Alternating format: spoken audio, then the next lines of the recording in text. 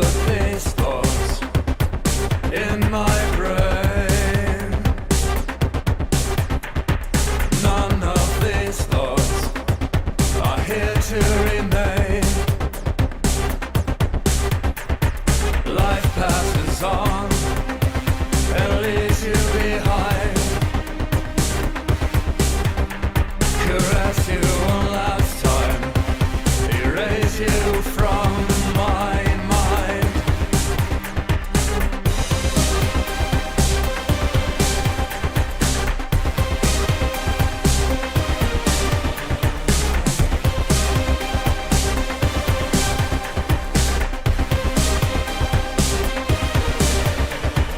I kept my faith with your hologram eyes, spiraling reflections, distorted lies, infinite loops with trains on repeat,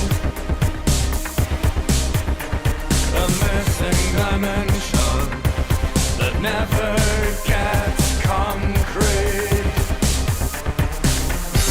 We came to an end, but why do I care? It wasn't my fault. It wasn't my fault. I'll see you again after the fall. Wait for me tonight. Wait for me tonight.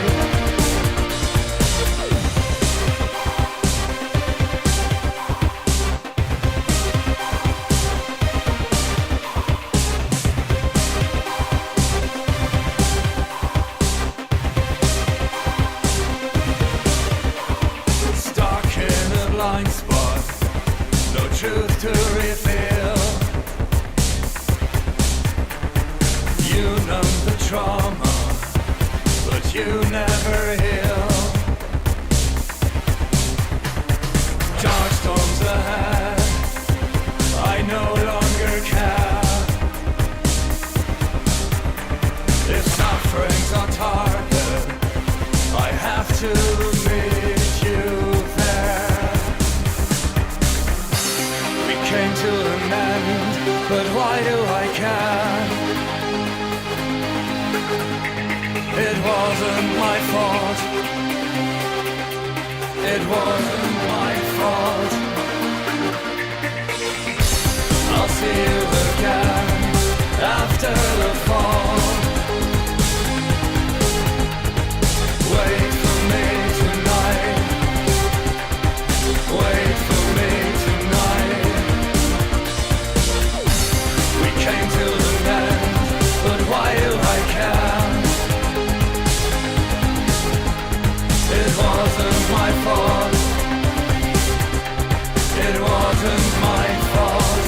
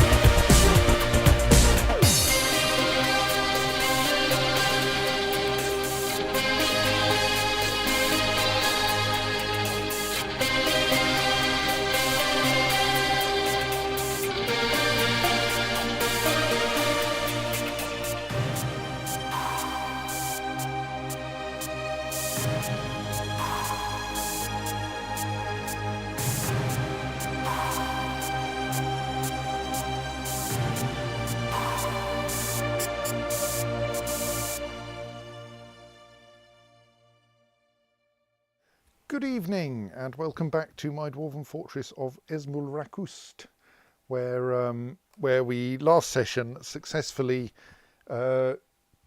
both drove off the elven ambush and trapped a terrifying, well, relatively terrifying forgotten beast into in a cupboard, which we're at some point going to do something about it with. However, just before we stopped, another forgotten beast turned up. This one, though, may not be so terrifying. It's tough, yes, but it is also a gigantic blob composed of salt. So I'm not sure. I suspect its major danger is that it's probably very big and very heavy, and it can squish you.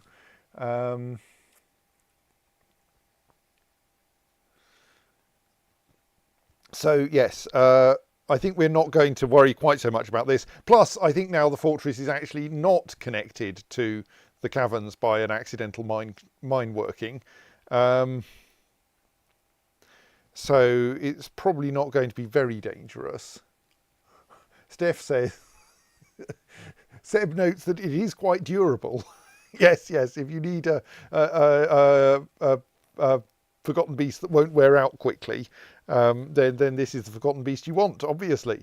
On the other hand, yes, I think I do want, and Steph points out you might get a heart attack if you lick it too much, to which I would suggest don't lick it. And like, compared to many forgotten beasts, it's probably quite safe to lick. It's not on fire, for instance. It's not. It doesn't actually exude venom. Sorry, poison. And so, yes, you probably can fairly safely lick it. But we nonetheless probably shouldn't allow it to like go around and roll over our miners. So I think what I should do about this is tell the dwarves that it would be good for them to stay inside for a bit.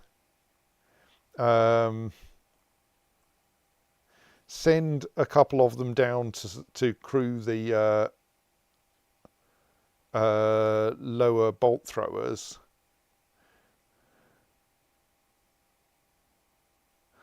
And assume that if we fill it with enough crossbow bolts, it'll probably fall apart. And then possibly to be on the safe side, I should have a mob of military standing around here. I think we probably want hammers for this one.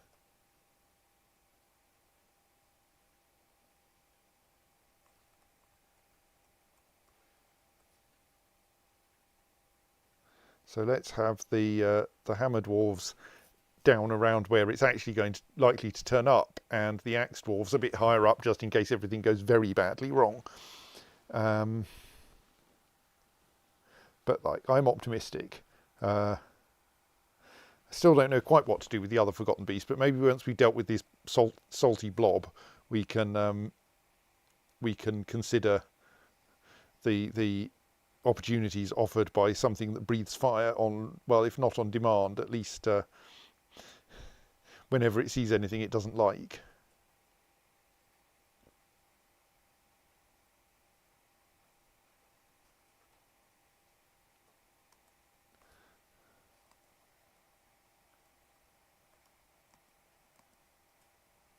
Where's it got to? There it is.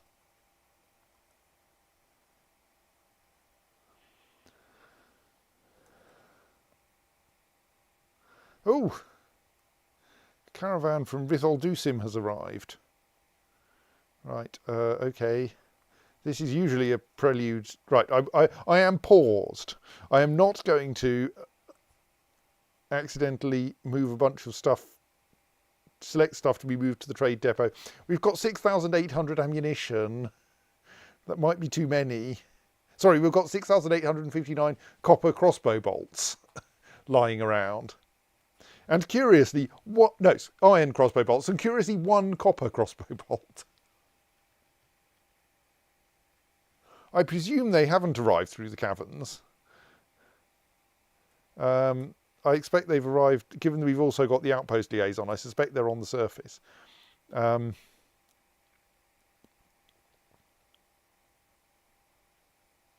Still paused, good. So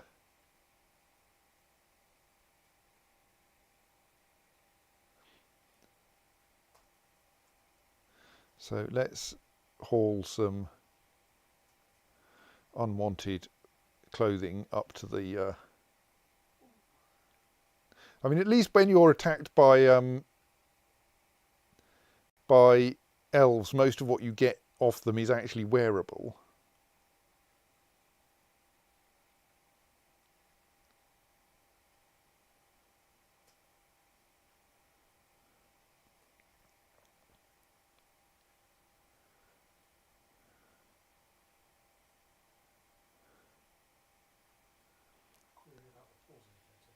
Is the pause indicator the strange grey thing a bit left of the mini-map? Yes, it is. When it's in this state, it means paused. When it's in the other state, it means not paused. That state, it means not paused.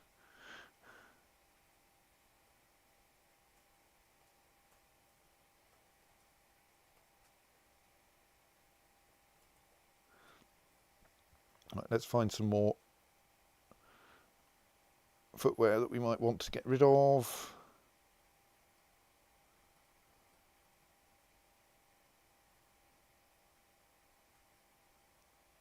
On the one hand, this is a bit of a tedious process. On the other hand, it does get tedious items out of my fortress. So,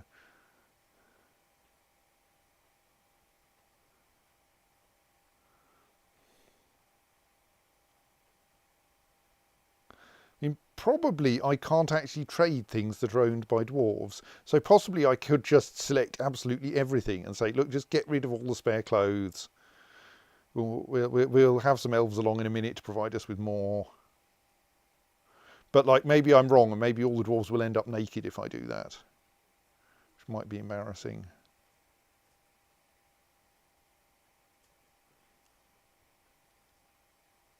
Or at least depressing for them. They don't like that.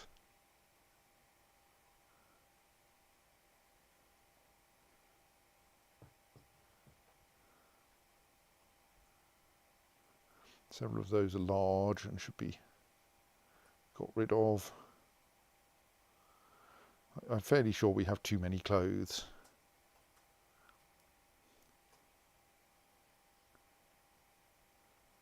Possibly I should kind of work out how to evaluate whether we have too many clothes. And I am mostly discarding the ones that have been seriously damaged by getting into fights.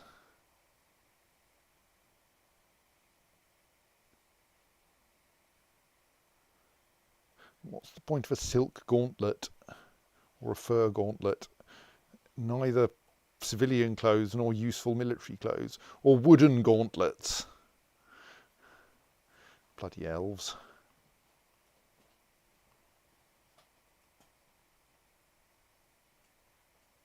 I mean, these at least I am confident I can dispose of. No one wants wooden armour. I mean, okay, mahogany gauntlets might look quite nice. Kapok gauntlets, what?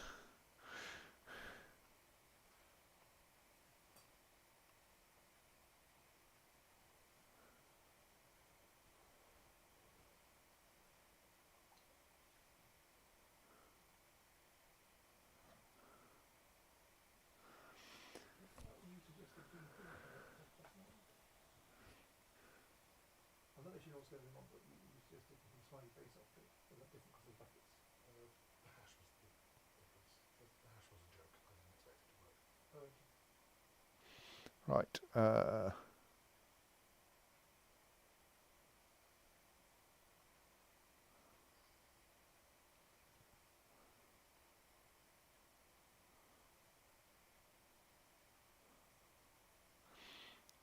Trying not to make this is the problem. There is a problem with this, which is that it is unutterably tedious. So I'm thus being a little bit swifter than might like actually cause me to select everything that I need to dispose of.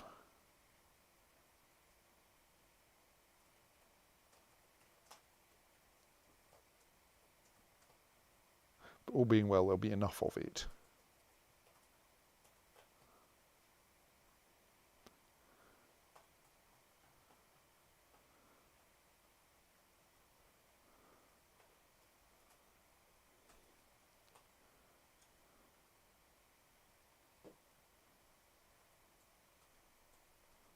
I wonder if there's I mean, what would possibly be useful would be like if I could say all the stuff in this stockpile.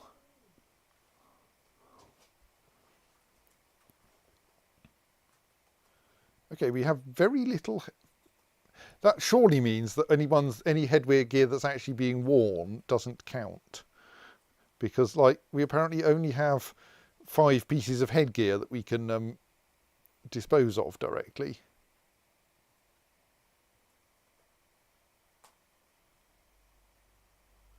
Apparently trousers get very badly worn in this place. What, like accidentally putting both legs in the same leg? I don't know.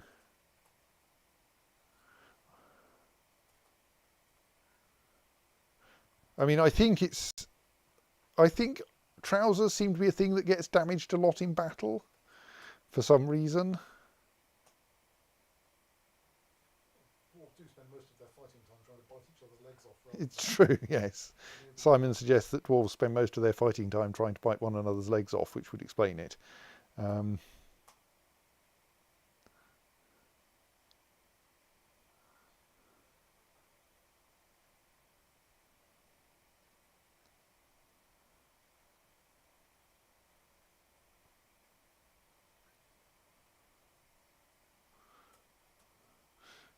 Look, proper adjective ordering. That's quite impressive. Well, slightly. I've completely forgotten what else I might want to be disposing of. Hands, feet, heads, legs. Oh, armour. Shirts.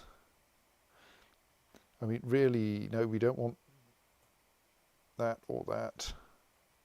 Or indeed a large steel mail shirt. Like, it's very valuable, but it won't fit anyone.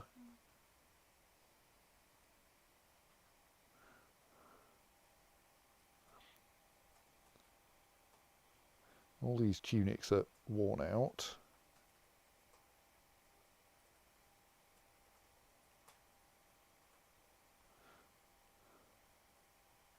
Right there and that.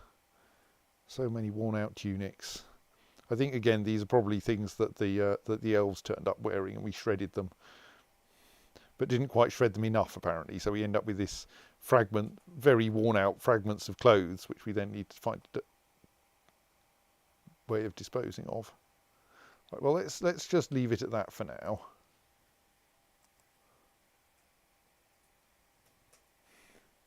Right.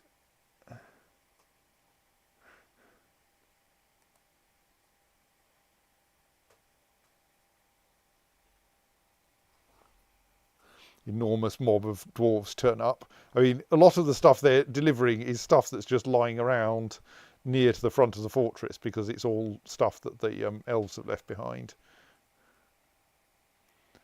Meanwhile, how are things going with our forgotten beast?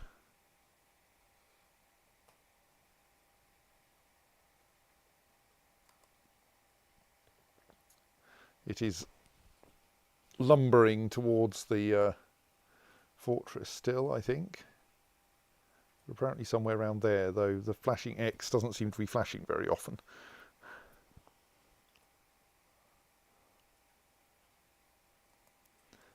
We will leave the diplomacy until after we have traded and decided whether there's anything we want.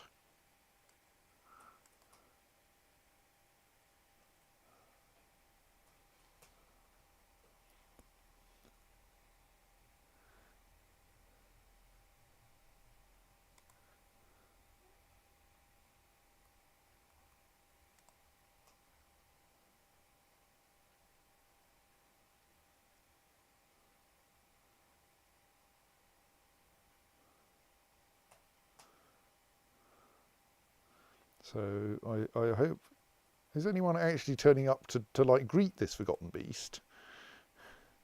Oh, I do need to make another change, don't I? I need to change the siege operators to don't do anything that isn't operating sieges, and change their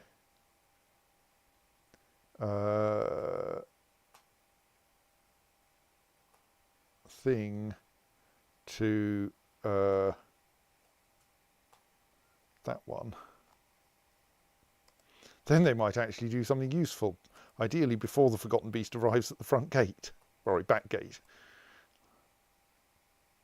Happily, it's a very slow-moving Forgotten Beast. There we just got a glimpse of a passing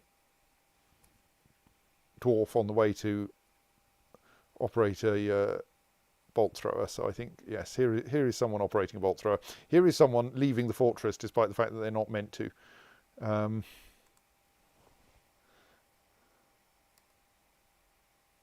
Have we accidentally got people who aren't?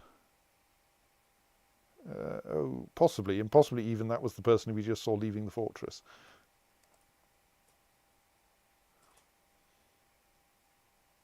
Oh, I have failed to do anything with the game log. I'm afraid that Simon doesn't get his fixed version that gets the character set right, because like there isn't time for me to sort that out without like being even duller than choosing clothes to trade. That really was my password. Oh, go on. See, it's fine.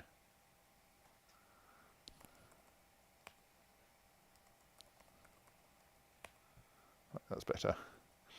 I mean, not much better, but still, you'll get to see what what kind of fight the Forgotten Beast gets into. I have no idea how tough this Forgotten Beast will be. I expect it to be soft, like it's a blob. But on the other hand, I'm not sure how you make a blob out of salt, so...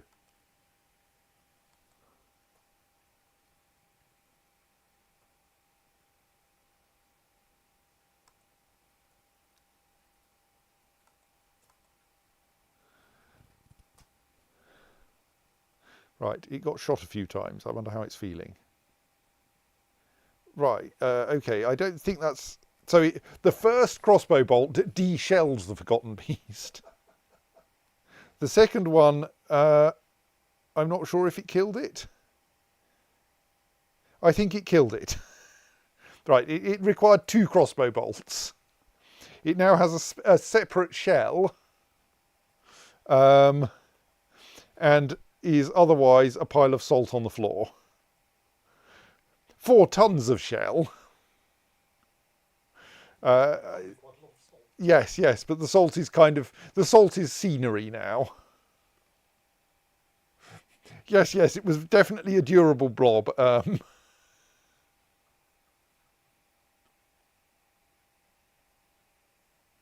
Right.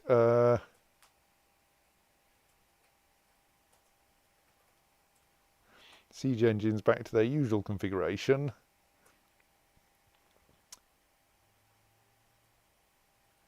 Siege operators back to their usual configuration.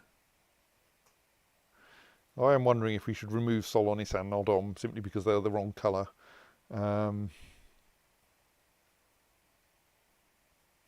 You guys should have your ad hoc order removed. You should be switched back to ready.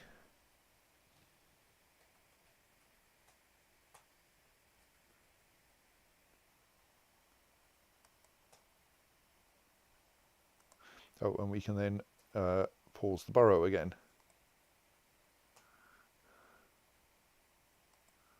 What are you doing?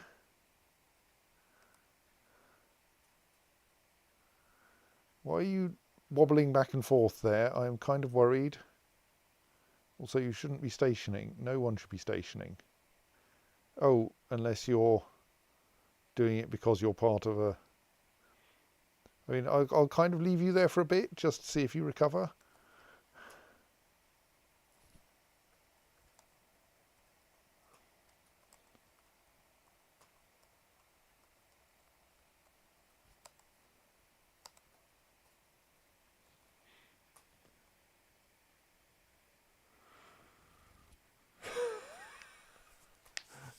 Dizzy comments that, like so many of the more fragile beasts, you wonder how it has survived so long.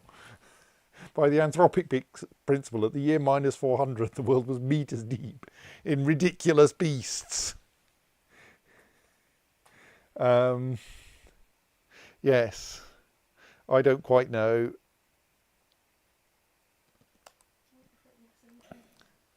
Yes, the fact that forgotten beasts can be quite so soft is kind of weird.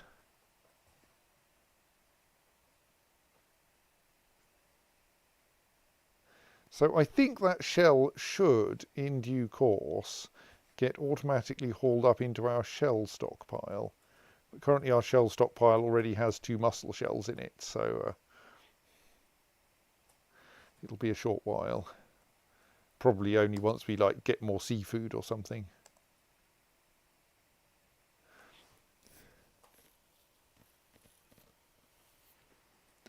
Right, have you got anything we can buy?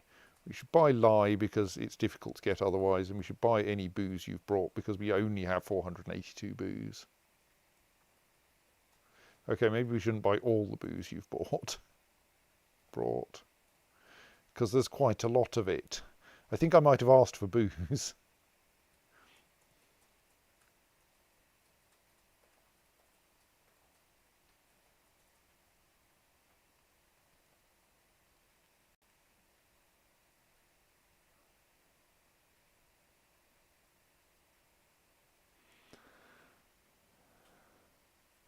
Okay, apparently there was enough random stuff that we can get all their booze. So you got anything else that looks particularly fun? Oh, I forgot to bring raw. What? No, I've forgotten the word. Large gems up here. Something there, piece of food there that was worth 40. Well, we'll take some prepared jabbereri. That'll make someone happy. Maybe some of the 30 value foods as well. Mostly elk birds, which we do get here.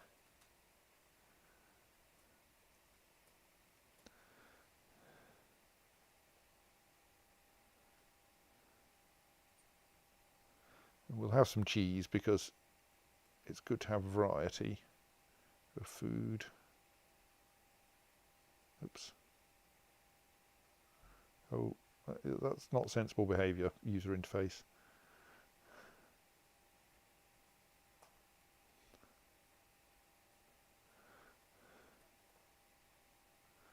Okay, we're buying up all your cheese. Maybe we should start thinking about musical instruments, but I don't think so. We'll have some gems because we can stick them on things. It'll make people happy. Oh, that makes things a bit dodgy in terms of buying enough stuff.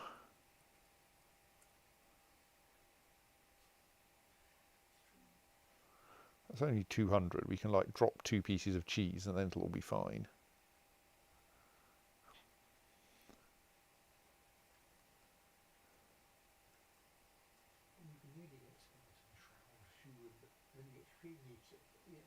That'll do. Right.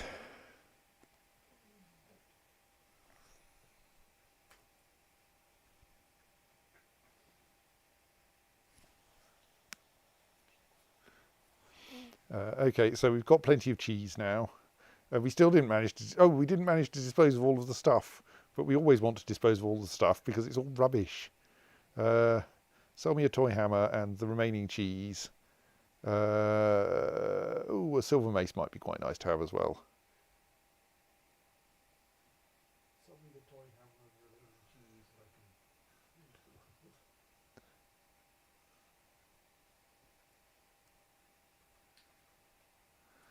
Right, there you go. You get to take away all that terrible clothing. Right. We didn't get stupid amounts of lye from that. The world is the same as ever. Oh.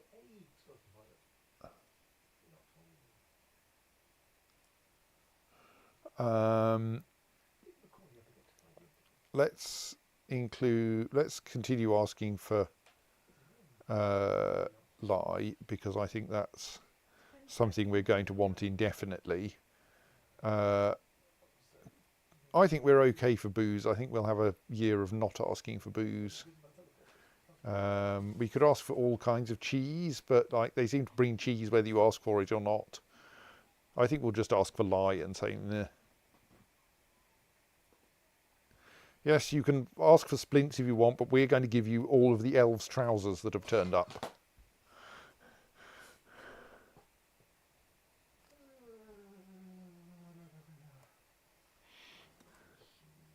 Right, so that's all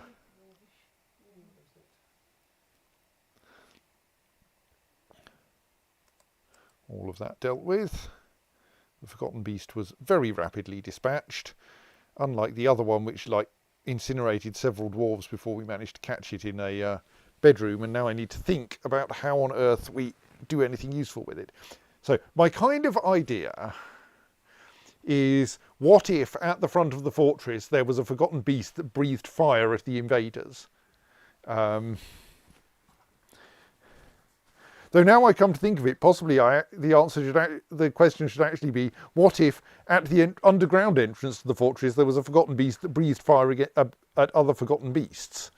But like, I feel that's just less inherently amusing than setting fire to the invaders on the surface. So I think that can be achieved if we can get this Forgotten Beast into a cage. And I think Seb says, would it also set fire to your bridge and doors though? The bridge is made of stone. It might cause a grass fire outside. We might want to pave the area in front of the fortress so that the Forgotten Beast can't set fire to it. But that might also be good from the point of view of not leaving crossbow bolt debris there.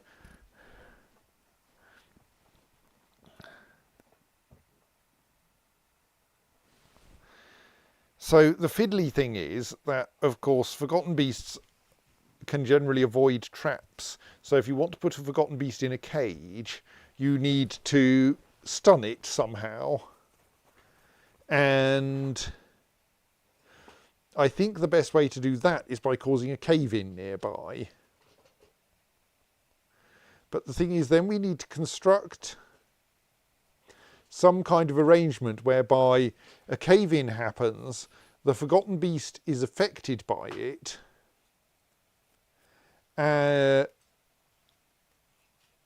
and is conveniently surrounded by cage traps at the time. And like, all of that seems like quite a difficult thing to organise.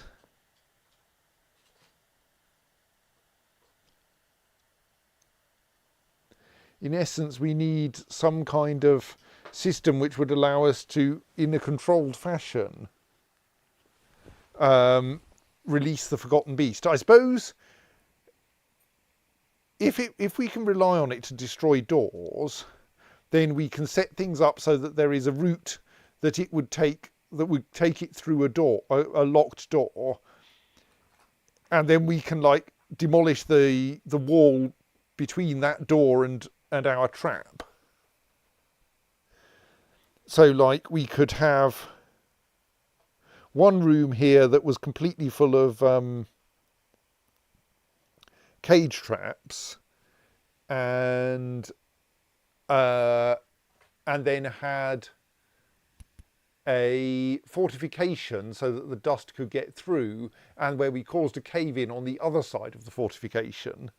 And we would arrange for there to be a kitten in there so that the Forgotten Beast would be tempted in there, and then we wall that entire section in, demolish, we have to order it slightly differently, demolish this wall, run away, wall the entire section in while the Forgotten Beast is knocking down this door, and then it gets out into the trap arrangement.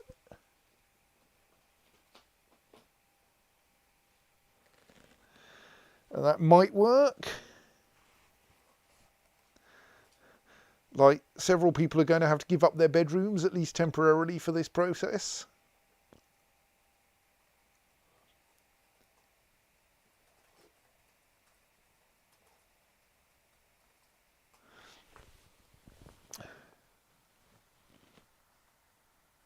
And then we are kind of hoping that cages are flame-proof. But, like, we have discovered that cages don't... If you put someone in a cage and throw them into the sea, they don't drown. So I kind of feel that that putting them into a... that also should mean that their fiery breath can't get out.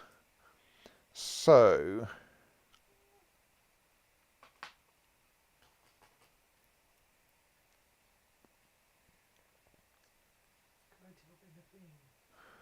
You could. Apparently, if you get a glitch in blueprints and glitch through the scenery and end up falling forever, the game ends with "fall it today. You will wake tomorrow having had a bad dream." So Glitch. let's... If we... I feel that we could take over these two bedrooms and convert them into a cave-in trap. We will not trigger the cave-in locally. We've learnt this one. Because it upsets the dwarves and maybe kills them. Right, yes. And also, like, there will be a fire-breathing forgotten beast next door.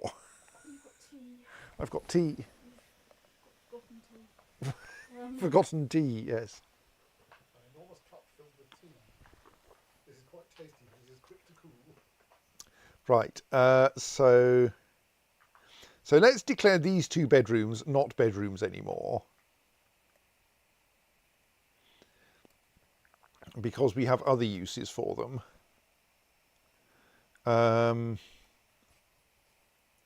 And we'll arrange that this room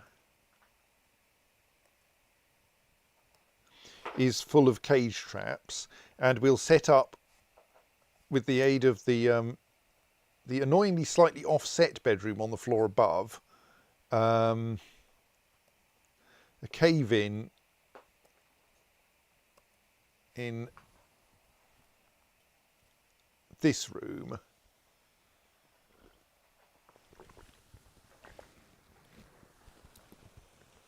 And it will be a pretty minimal cave-in.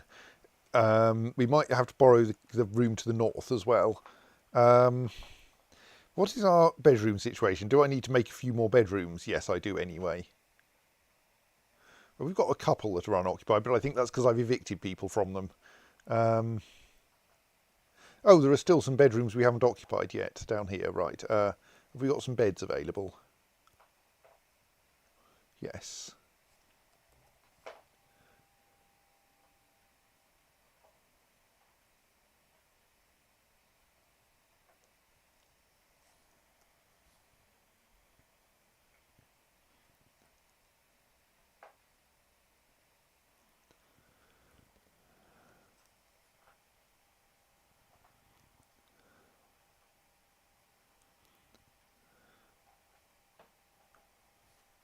Right, that should... can I immediately tag them as bedrooms, even though they don't actually have any furniture in yet? Oh, we've got a zillion bedrooms that are still waiting to be tagged. Oh well. Yes, I can. Right, okay, so actually we have no shortage of bedrooms, right, probably. So having deallocated a bunch of bedrooms is probably fine. So then we also want to...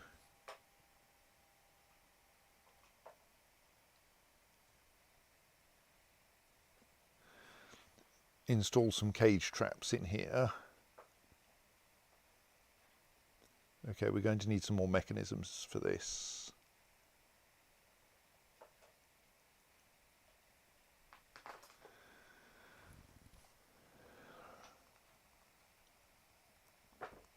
I mean, it's possible this won't work, but like at worst we'll have accidentally enlarged the Forgotten Beasts realm a bit.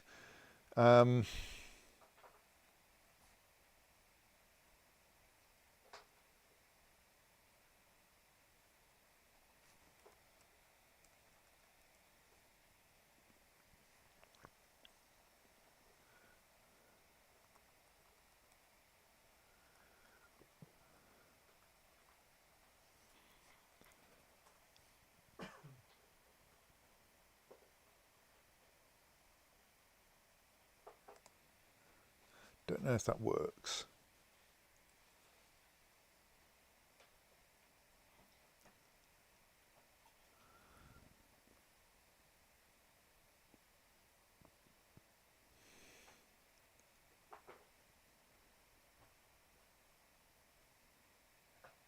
Right, there's the disused furniture being removed.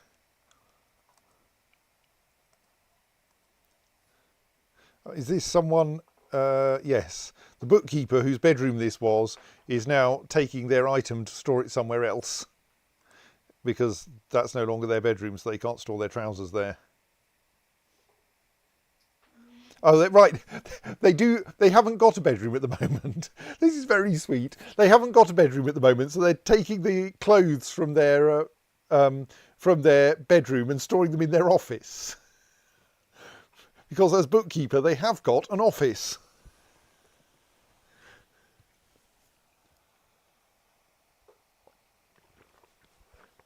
Being a dwarf, he's doing it one item at a time. Well, if he's not got a box to put them in, then how can he possibly move more than one item at a time? Honestly.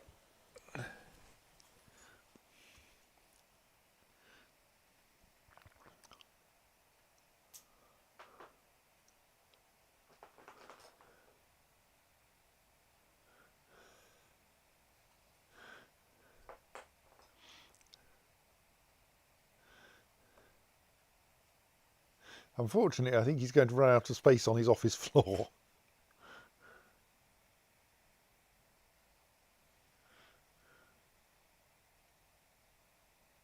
Anyway, I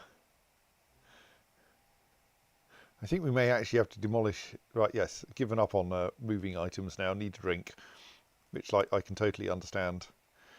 Having someone suddenly take your bedroom away from you so that you have to store all your clothes in your office.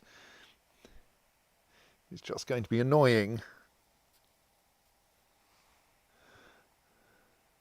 We may have to steal that bedroom as well. Because what we want is to have one square of floor that is unsupported. We're going to need to temporarily build a wall here so that the floor doesn't collapse, so that we don't punch a hole through into the bedroom below.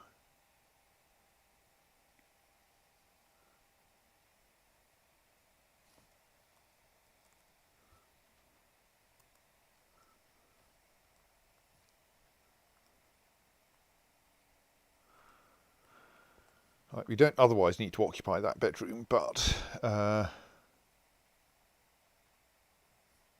yes, that wall is in the wrong place for this purpose. Let's just occupy both bedrooms.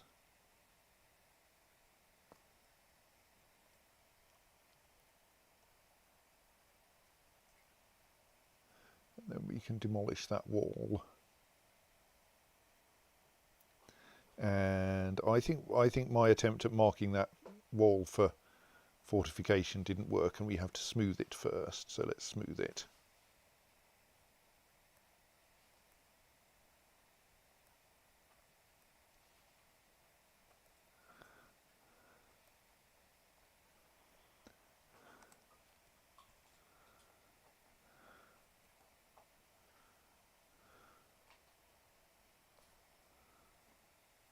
Hang on, not that wall, you idiot.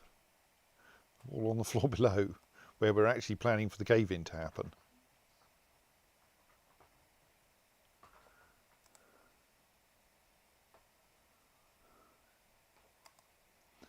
Oh, someone has entered a fey mood. Oh! Do we have a shortage of leather? I have a horrible feeling we do. No, but there's some leather right there. I think. Maybe there isn't. Okay, let's see what's going on. Right, you have got some tiger leather.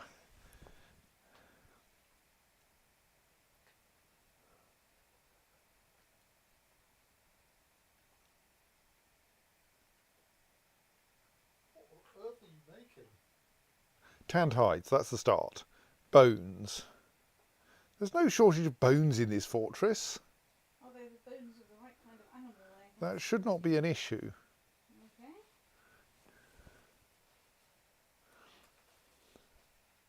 Tanned hides, bones, rough gems, logs. Yarn cloth is going to be the dangerous one. Logs, stone boulders, bones, tanned hides, bones. But that would suggest, given that all that is currently in the place is some leather, that we're short of bones. And like, we're definitely not short of leather, but we shouldn't be short of bones.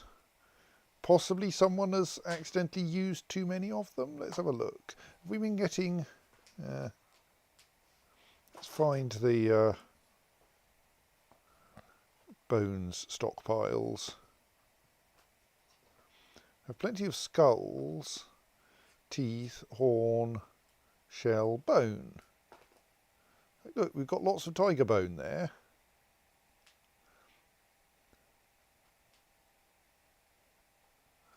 I thought when the person said I must have all of these things, they're just listing the things they want, with no indication that they're unavailable. The fact that they're not moving out of the leatherworks indicates they're unavailable, though. Oh, they are moving out of the leatherworks. Maybe I did actually just pause it at precisely the wrong moment. Yes, you're quite right, Simon. Actually, they probably can find everything they need. I mean, we'll see. I'm slightly worried about yarn cloth, but I think we've arranged that we have some somewhere.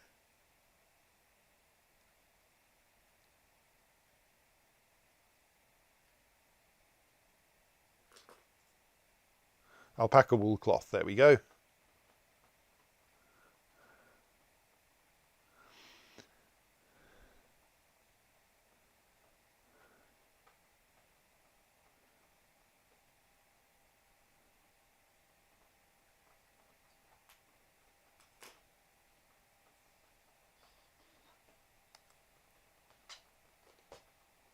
Right, okay, yes, that worked fine. I was just worrying because I had paused at just the moment when they were standing in the middle of the workshop screaming as though something was badly wrong. But it's not. We have an impending thing made out of tiger leather, more tiger leather, probably tiger bone, but I'm not sure. Rough diamonds. Right, you're putting diamonds into this, are you? Kumquat wood, alpaca wool cloth, bloodthorn logs, and dolomite. Oh, and more bones. So that should be fun.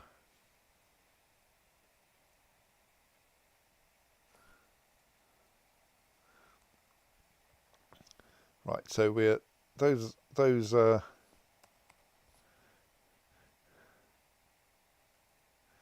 yes, we are still short of mechanisms. Is right, so we should now be able to make holes in that to allow the dust to come through from the cave in.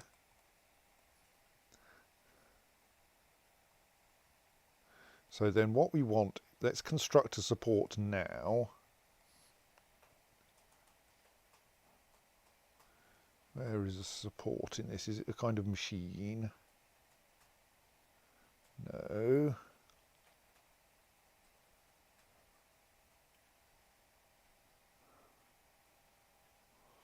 Oh no, there it is.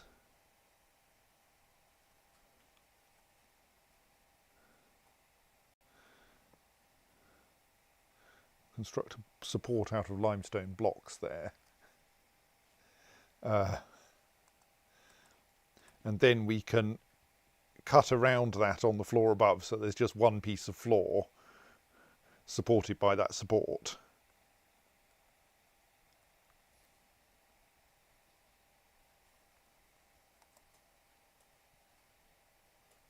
So conveniently, this won't even require demolishing any of the furniture in the bedrooms up there.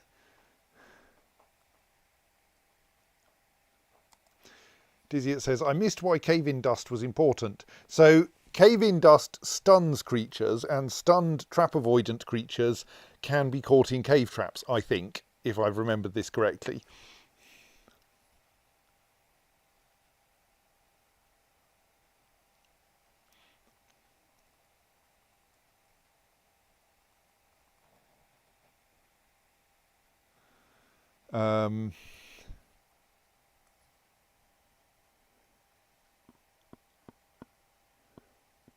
Let's also put a door into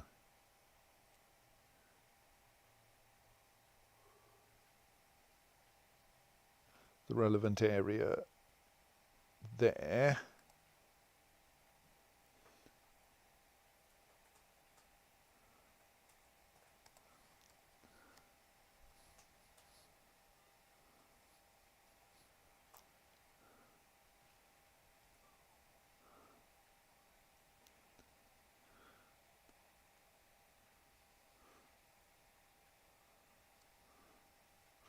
So we're going to need a lever to trigger this from. Let's put it up in our main lever area.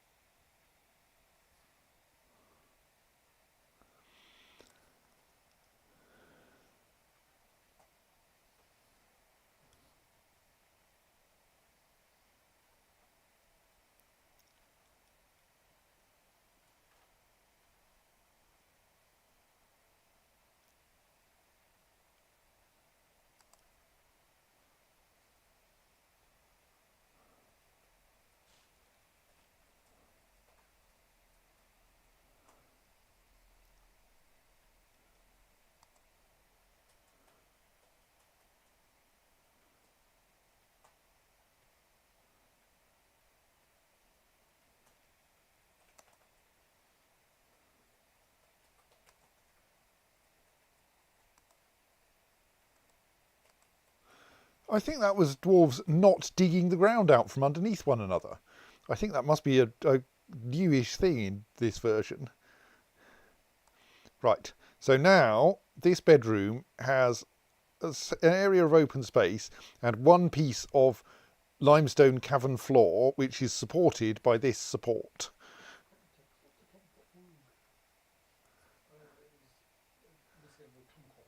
I think it was a mishearing, it was a misspeaking of kumquat wood. Right, so now we should lock that door just in case, because there's now,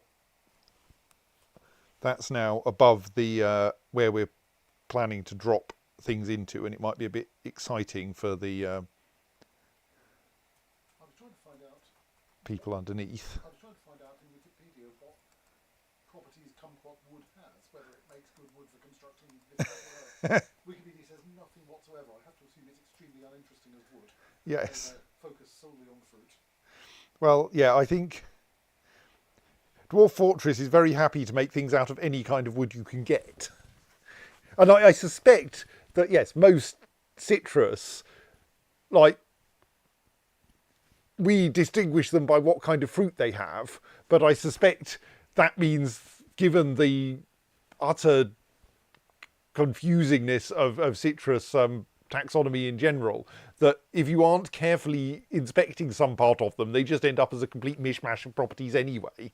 And like, you can't tell the difference between kumquat wood and lemon wood and orange wood and so forth, because they're fundamentally all horrible hybrids. Slutty plants that will interbreed at the slightest opportunity. At least this is the Tumblr version of it.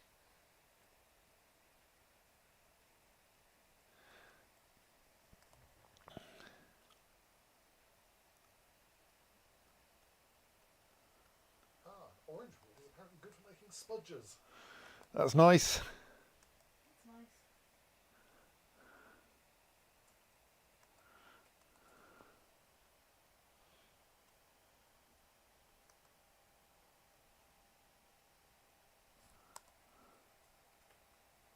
conveniently, this section of corridor doesn't really go anywhere. I mean, it is currently connecting two disparate bits of the fortress through the former bedroom that's full of cage traps. But this means that we can sacrifice this corridor without very much loss.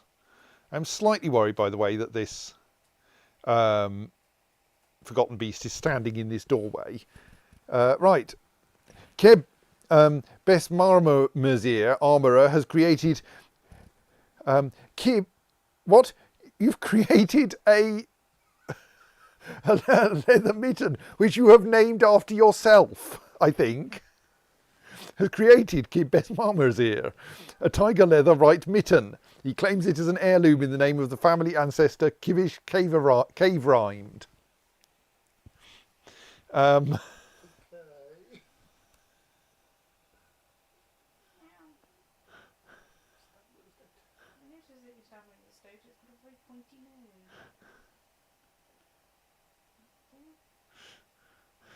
It's a tiger leather right mitten. All craft dwarfship is of the highest quality. It is decorated with tiger leather, leopard bone and bloodthorn, and encircled with bands of alpaca wool. This object menaces with spikes of yellow diamond, dolomite and tiger bone. On the item is an image of blushed sculpted, the copper warhammer, in tiger leather. On the item is an image of circles, not circular circles, you'll notice, in kumquat wood. Right, well, okay.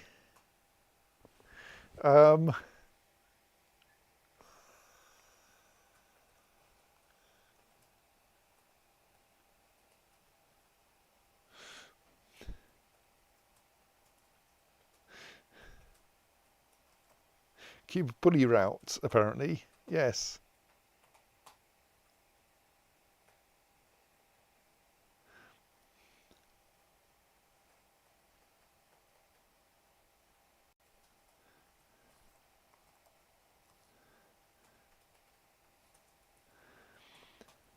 I'm now going, do you have a particularly egocentric personality or something?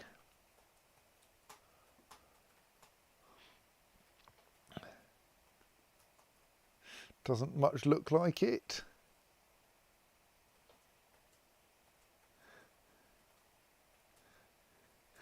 Dreams of crafting a masterwork and has done so, but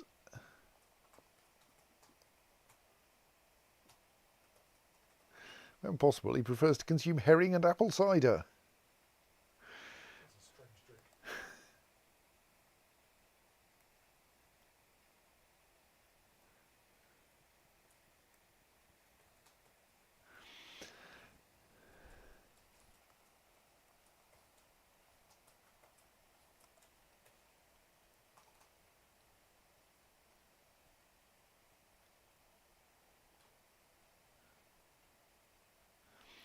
So, how are we going to do this then? Oh, should I have? Oh no, I can file a kitten in there by making it into a pasture, can't I? I don't actually need to. Oops. I don't actually need to chain the kitten up or anything.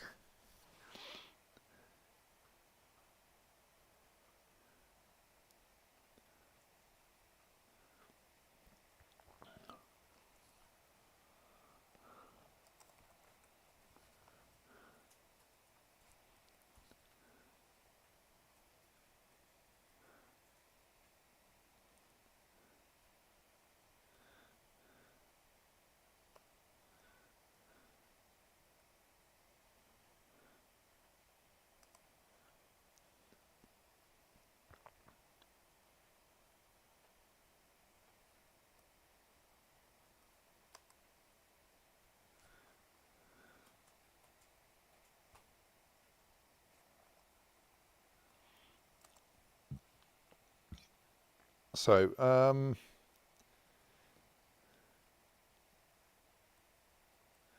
now thinking about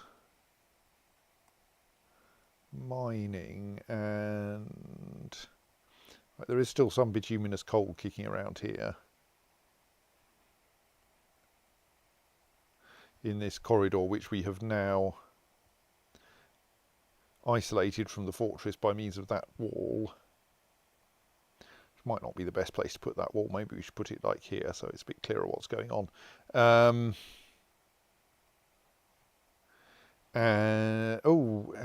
Where's the... Okay, then we should arrange that this entire area isn't treated as part of the fortress by the borough management, because that would be... I mean, most of it's pointless, but some of it is that mine working. Slightly annoying that I can't see what I'm marking is not part of the fortress. It means I'm going to, well, I suppose that's probably actually the easiest. Oh, there's our outside wall. If I end up unmarking too much of it, I suppose I can easily put it back.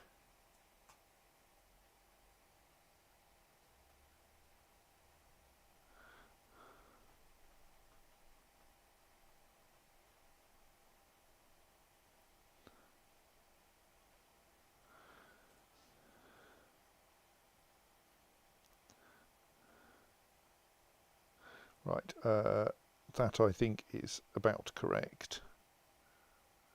We could reinstate that section there if we really wanted to, but it's not like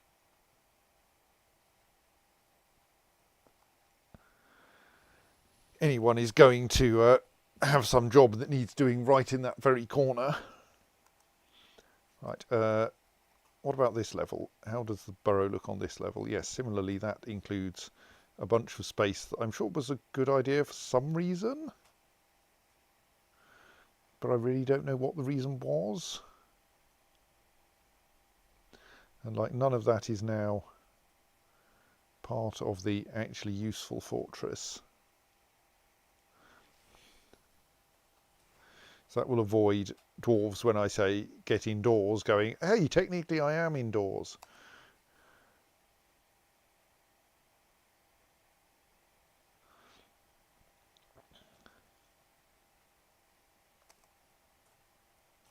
Okay, one of the cage traps may have got suspended. Resume.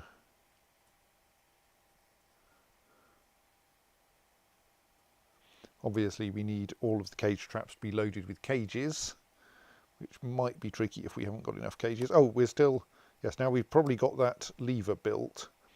We've done a long way off, possibly further away than was strictly necessary, but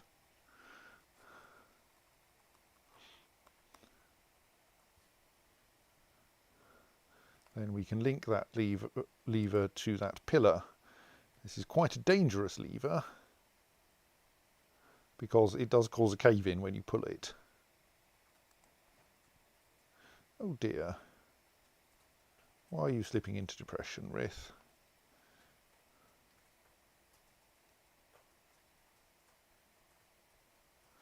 You haven't maybe you've got stuck stationed. I'm going to take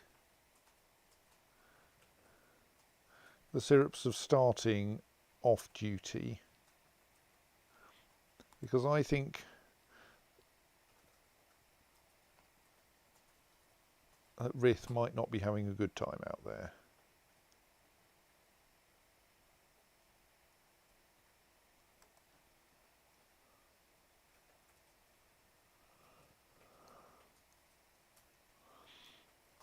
Also, given the state of you, should you not be in hospital? If your right ear is mangled beyond recognition, I feel that we should be putting it back together again.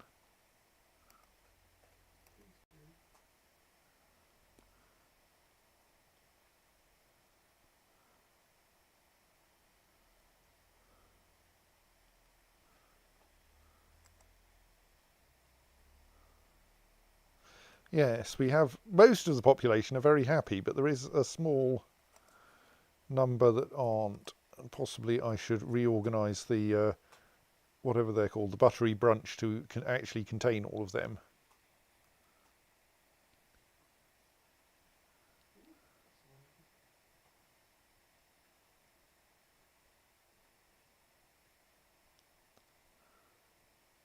Does appear to be mostly our siege operators, though. In which case we can probably do a tolerable job simply by telling them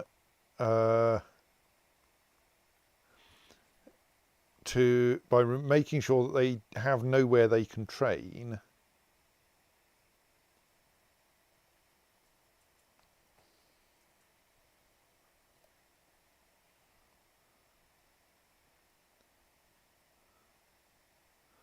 Not that they've ever trained archery anyway, and then sticking them into full-time training for a bit.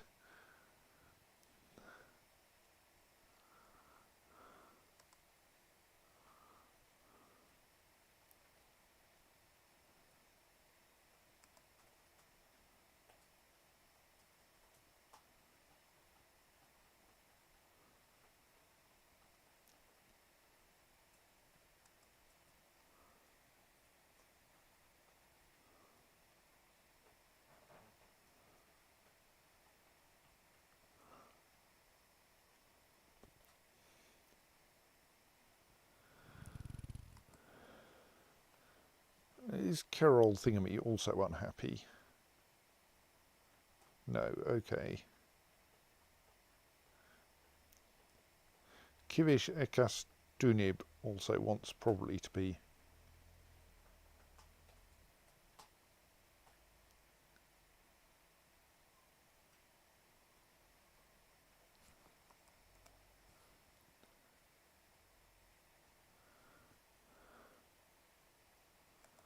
In the buttery brunch for extra cheering, if we're lucky.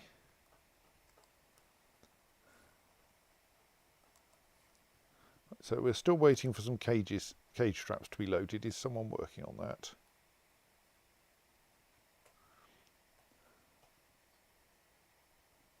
It's possible we're out of cages and need to make more cages.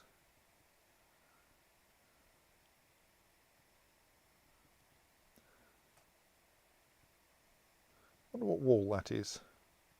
It's probably an important one. Let's unsuspend it.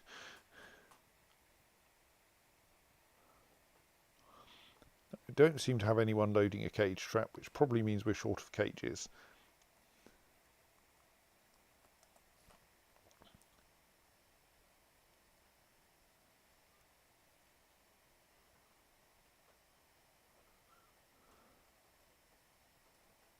Just having a look at what metals we've got lying around. Mostly iron, rather bizarrely. I mean, because we make lots of it to make iron bolts out of, though we've probably got enough. He says, observing that we're now past 10,000 crossbow bolts in this fortress. I'm going to just have us not make any more crossbow bolts for a bit.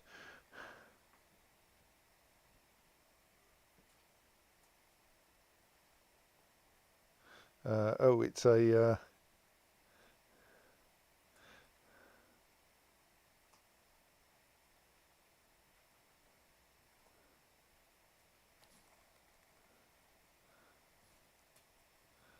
but that would actually need me to also turn down the number a bit.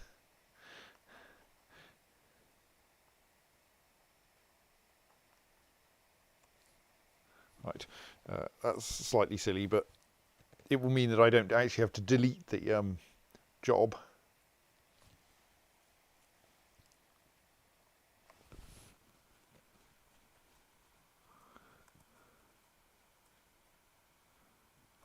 Hey, it's not very dangerous today.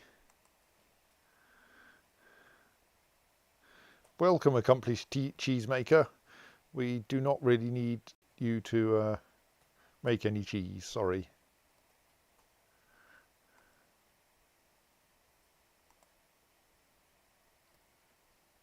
Oh, we do like a talented diagnostician, though. You're going to become a doctor. What's your name? Shemborit Kerib.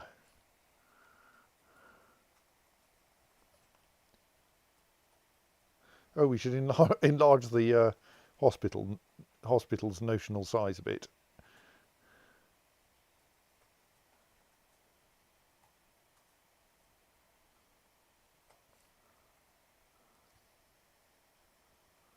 That is actually a continuous, a straight wall down there, isn't it? I should fix that.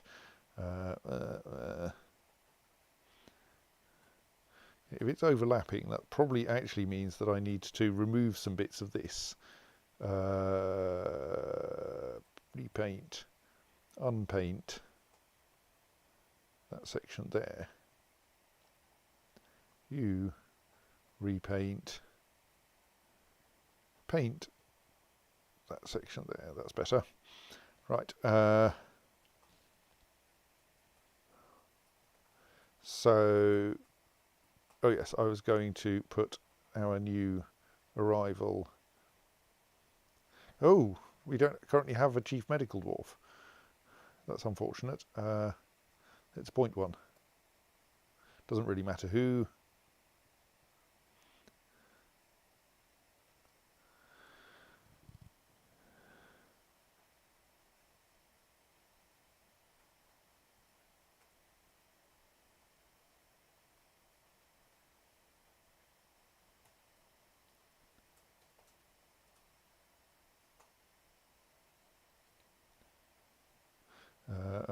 We should probably just stick in all 4 of the recent arrivals who have medical skills. And we'll let them all be generalists. There we go.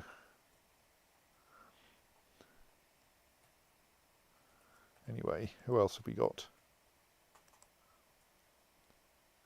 Oh, and a novice siege operator. No, you're not very useful, are you?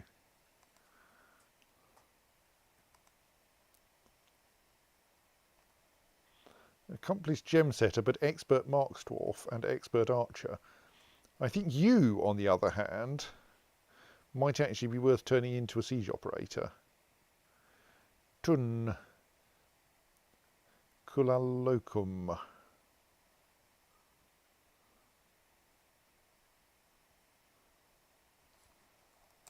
Even though you have no actual siege operation experience, you do have archery experience, which is kind of useful.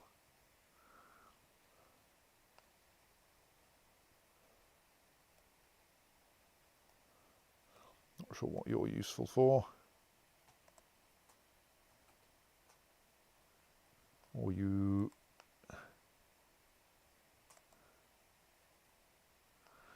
A High Master pump operator. What's the point of being a High Master pump operator? That High Master pump isn't going to operate itself. True, true. Oh, we should assign the baby alpaca to somewhere where it can graze, and I think that's the whole. That's our lot.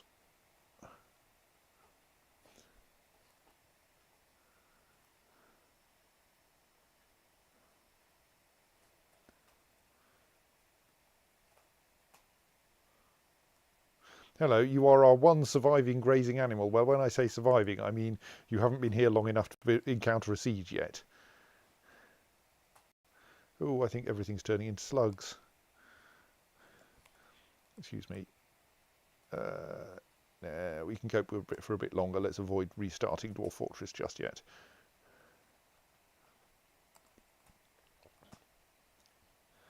Right, so cages. We needed to make some.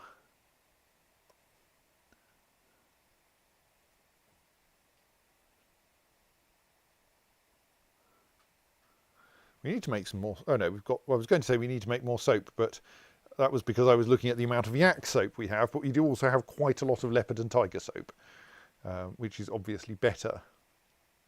Dizzy says, I think despite the danger reflects the fate of the last lot of immigrants. Yes, true. They the last lot did turn up in the middle of the elven siege or ambush and get slaughtered by the elves rather.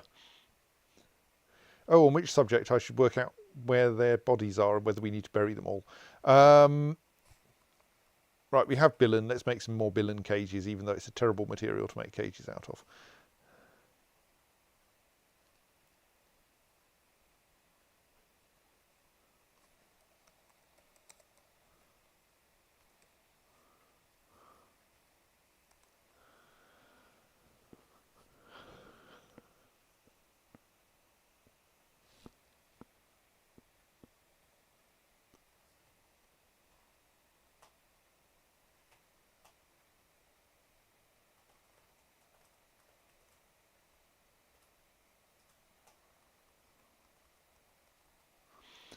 So yes, that's necessary in order that we actually have... Oh, what a pity Akia's stolen a spare glove. As long as it wasn't that master look missing. Yes, that would be unfortunate.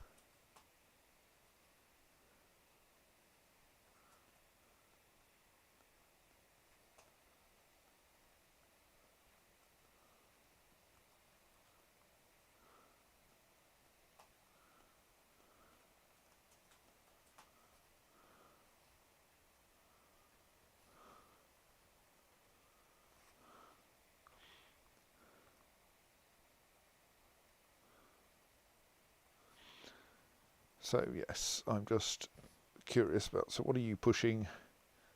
No, that's a door. All right, yes, you are pushing a wheelbarrow full of coal in order to deliver some coal to the coal stockpile.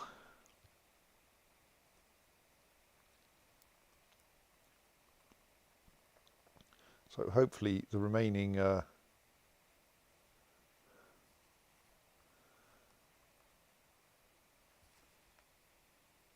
cages will be constructed soon and we can then test them. Let's check up on the bedrooms. Yeah, we have a decent number that are still waiting for someone to decide to sleep in them. Have we got some cabinets for these people who've scattered their clothes all over their floors? A few, yes.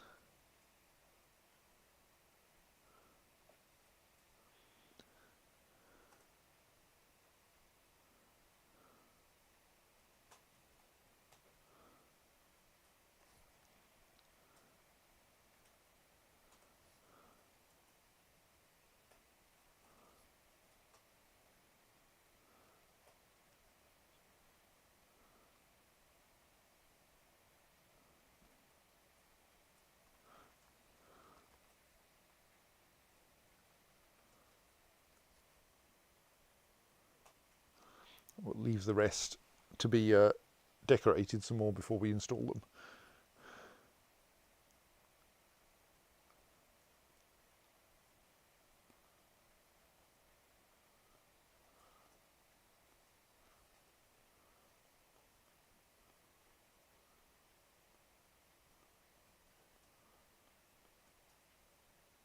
So, right, we're mostly waiting for the cages to be sorted.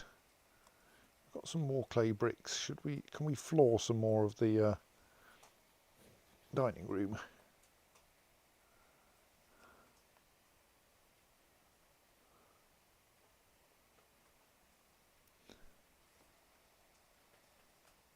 Yes.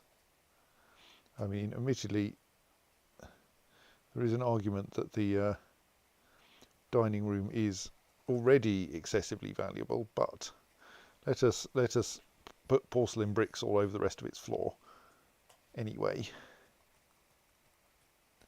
So I presume that lever is now hooked up. Yes.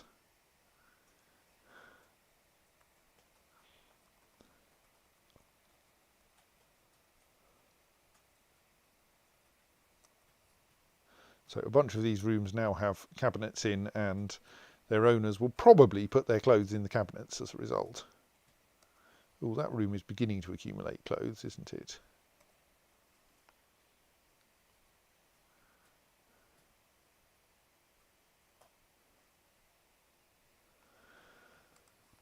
I mean, they're also conveniently valuable things, so you, for some reason, have left a spinach leaf on your floor.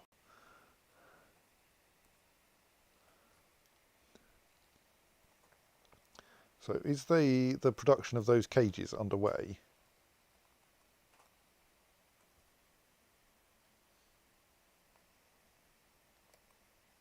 No, that's still being sorted out by the manager, allegedly.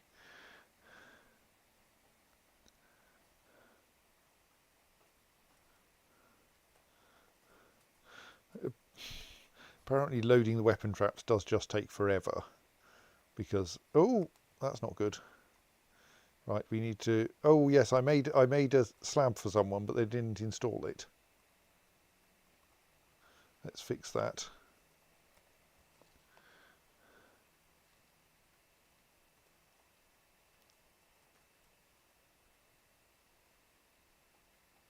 Apparently I have, okay, I have 2 memorial slabs, neither of which is to the person who's currently haunting us.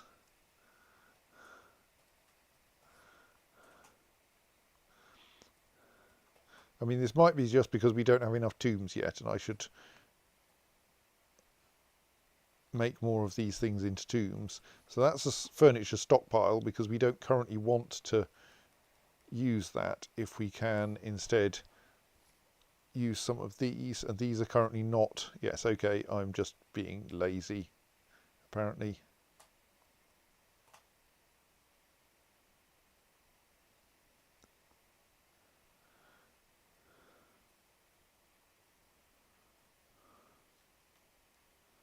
No, actually, we should reduce this by 1 square first. Get this right, like that.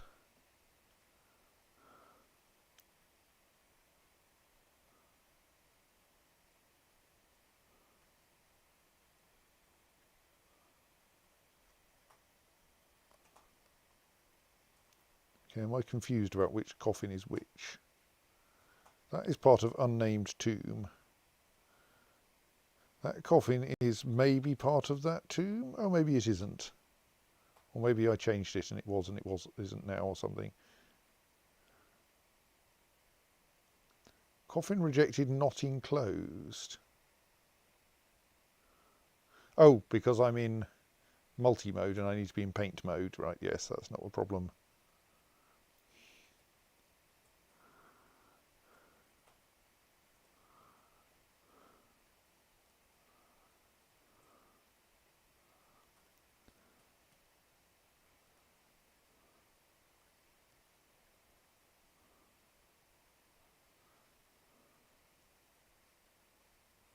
So we mark all of these as parts of tombs. And hopefully that might deal with Fikud.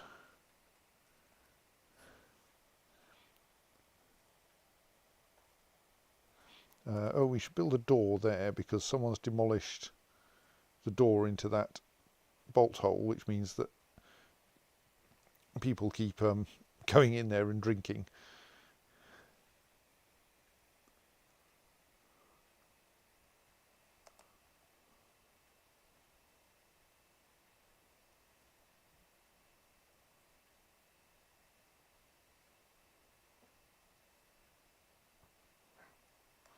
It looks like we haven't actually, whatever happened to Fikud, it wasn't in such a thing as to leave anything that we can bury. So I think we'll probably need to make a memorial to them.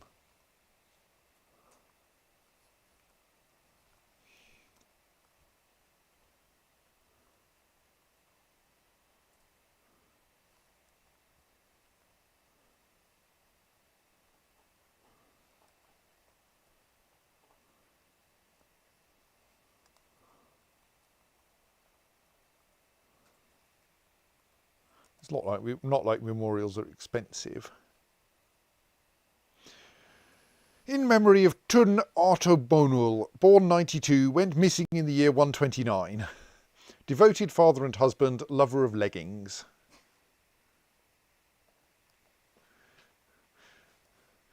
In memory of Imush Murmel Akmesh, born 84, went missing in the year 130. That's all we can remember about them, sorry. Well, it's just still better than nothing, right? Yes. Probably to their ghosts not haunting you forever. On a good day.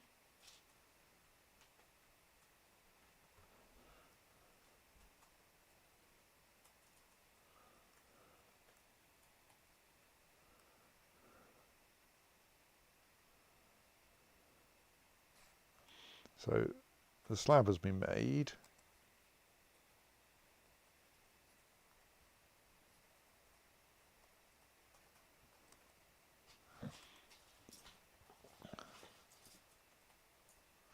And now it is being engraved.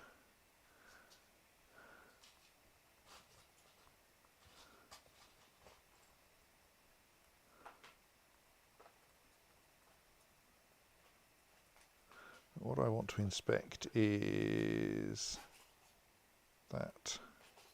Right, we are now making cages as well. Oh, a vile force of darkness has arrived. The army is commanded by the Menera. I didn't know they could command armies. Chiri Feltict.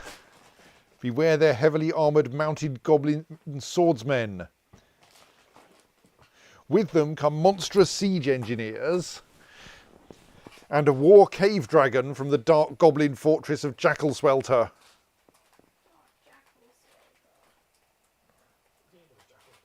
So we can see two, so far, two battering rams, a goblin swordsman with like at least some copper armour.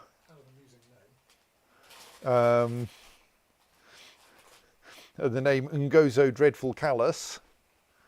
A bunch of goblin hammerman infantry who do seem to have metal armour as well. And two blind cave ogre siege engineers. I can't help feeling that blindness is not going to help with your working out where to put things. Who have brought some bricks with them.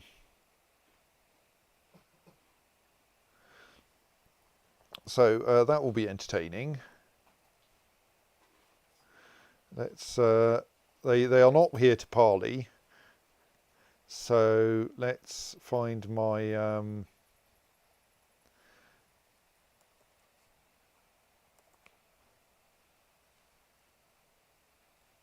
checklist and run through it. The syrups are starting already in ready mode. Siege operators, no, should be set to no orders. They're already in no orders mode. Sorry, get it right, Harris. No, they're not. They're currently in constant training in order to try to cheer them up. Siege operators should be put back to specialised.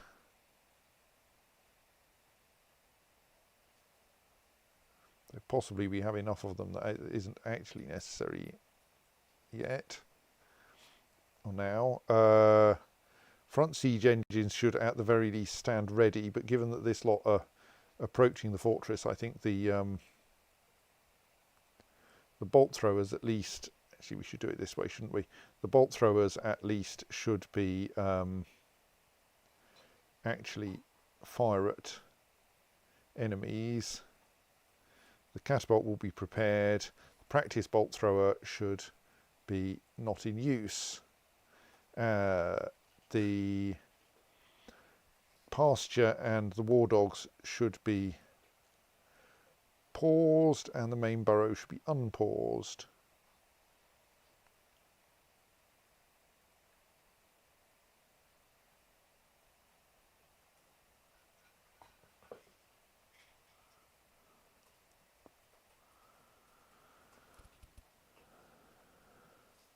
So that one unfortunate alpaca is allowed to leave.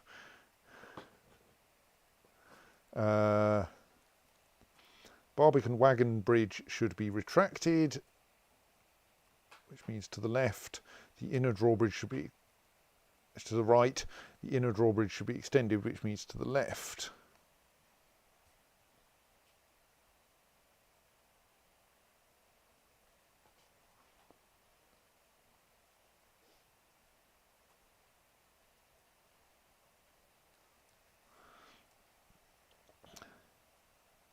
And if the bolt holes were closed, we would open them, but I don't think they are at the moment. So that should tend to cause people to come indoors as they cancel tasks for inaccessibility.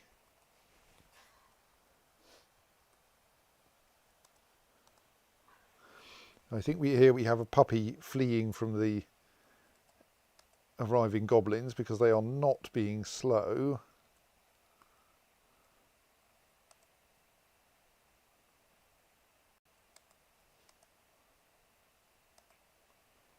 We have a terrified Kia here.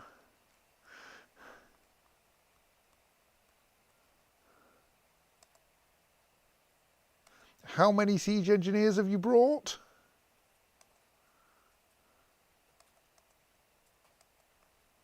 I mean, I'm still appreciative of the fact that you announced your arrival so that, like, we could have a few seconds to get ourselves organised. What are you doing? Stop it. That is not the correct direction to be going in. Udil Taron thingamy.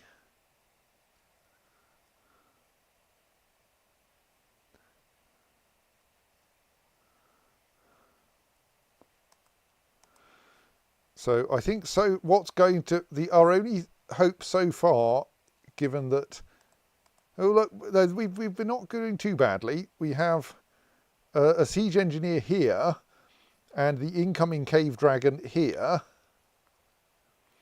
and a large number of weapon traps in between them. No, where are you going? Stop it! Stop it! Stop it! You need to stay indoors. What are you doing? You have no job. How about you have no job somewhere that isn't next to a cave dragon? Tourist. Okay, someone has open. You don't actually have a way into the fortress from there at the moment. Well, run away from the cave dragon. That will send you in approximately the correct direction.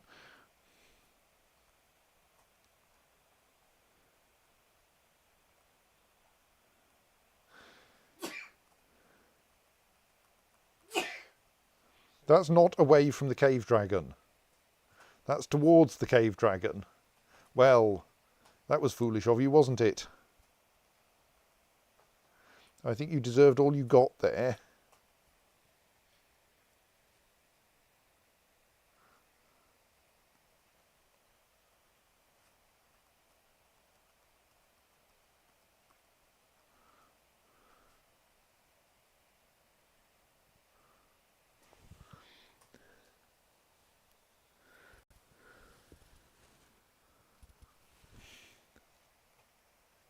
Oh, I probably haven't added our new arrivals to the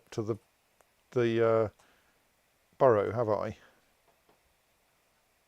I mean, you still shouldn't be doing no job outside, but yes, okay. I will slightly forgive you insofar as forgiveness is really of any relevance at all at this stage, given that, like, there's a good chance you're about to die. Right, actually, I'm going to close the outer drawbridge because we might need to try. We might want to try to save this doctor. Not until we've got rid of the cave dragon, you understand. But once the cave dragon's dead, if we can grab the, if we can get the doctor inside into the hospital before they die, that would be good.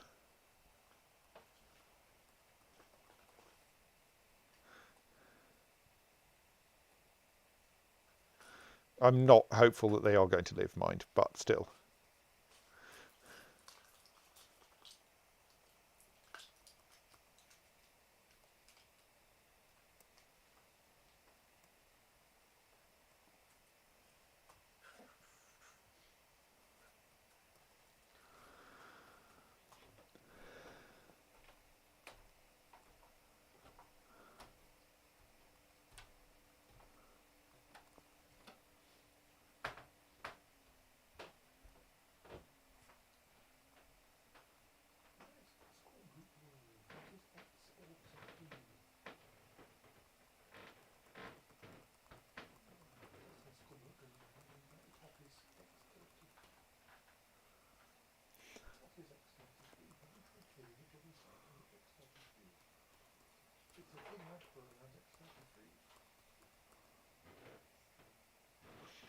Oh dear, you've lost your leg. But you'll observe that there's quite a lot of airborne... Oh right, the cave dragon is now being pummeled with crossbow bolts. So there is a chance I put it no higher than that.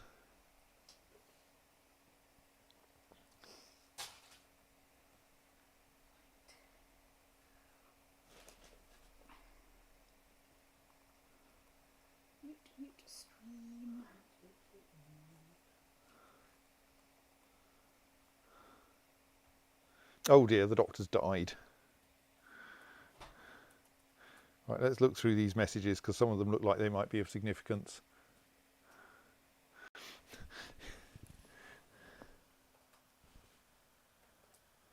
Right, okay, no, the doctor just died from blood loss, it looks like, and like from having a leg ripped off. I'm slightly worried about... Oh no, this is... Okay, the various goblin messages are actually about the goblins getting shot.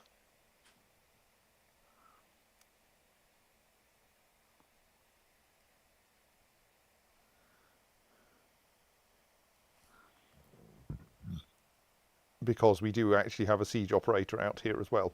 I don't think there are any dwarves outside the fortress, and if there are, they're in serious trouble anyway. Activate the catapult as well.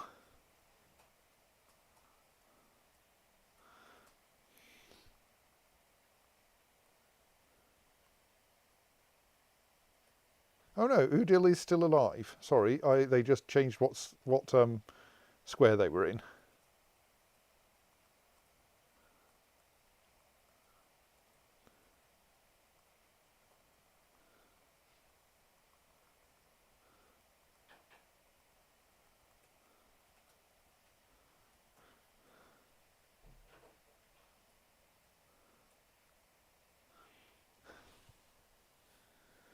So that's still very bad for the doctor. Like we are pouring iron bolts into this poor cave dragon. It only has 2 actually stuck in it, but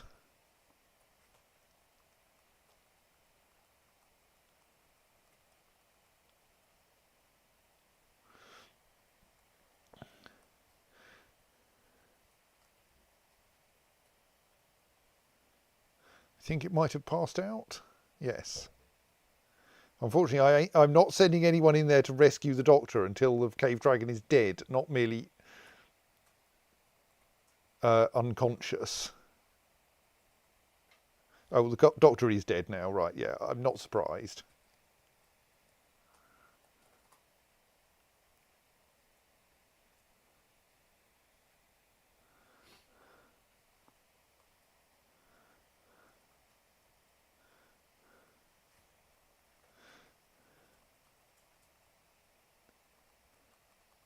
Possibly we thus shouldn't raise the outer drawbridge because there's now no one to rescue.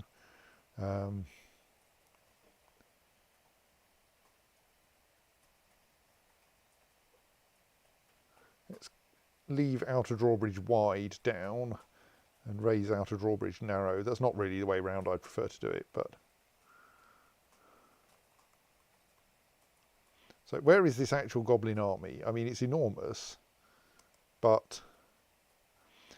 Yeah, they are kind of heading towards the fortress, aren't they?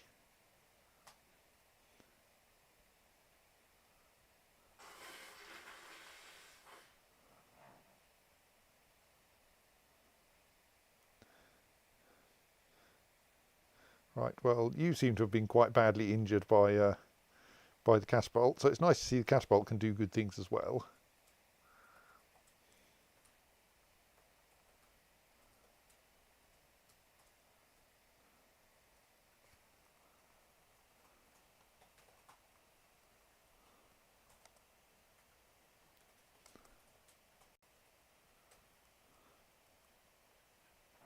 So yes, we've opened one of the drawbridges. How are things going in the down here? We still need to make more cages, right?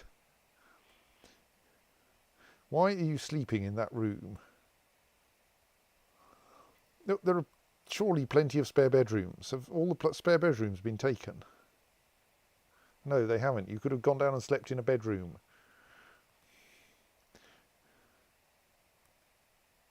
Oh, we've probably got a memorial slab we can place now, haven't we?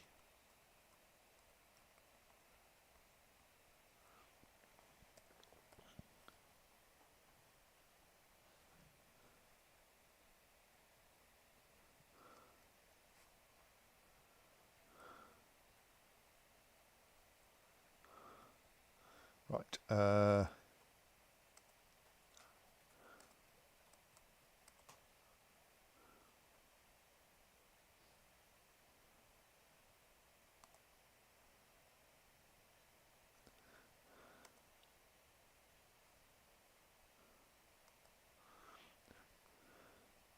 There was some entertaining flying granite action there, yes. As the I think there was a beak dog or something somewhere around there, and it got clouted with, or possibly this goblin, it got clouted with a stone from the catapult and flew across the gap. So yes, the cave dragon is dead.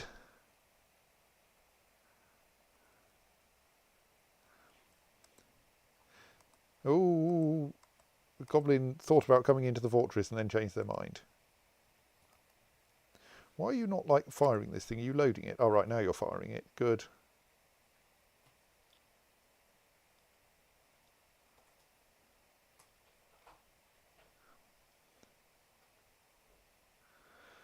Was that an exciting ricochet that went off up and left? I think that was the catapult firing. The catapult fires generally northwest. There's another stone, and usually misses. Oh, an ambush. What kind of ambush? I mean, it's not...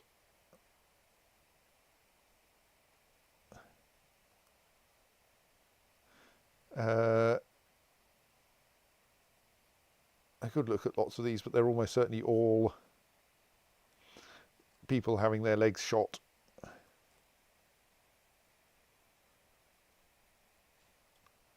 What was I going to look at? Oh yes, I'm slightly worried that we might have, well, I mean, frankly not very worried, that we might have some other invaders other than the goblins, but no, we don't.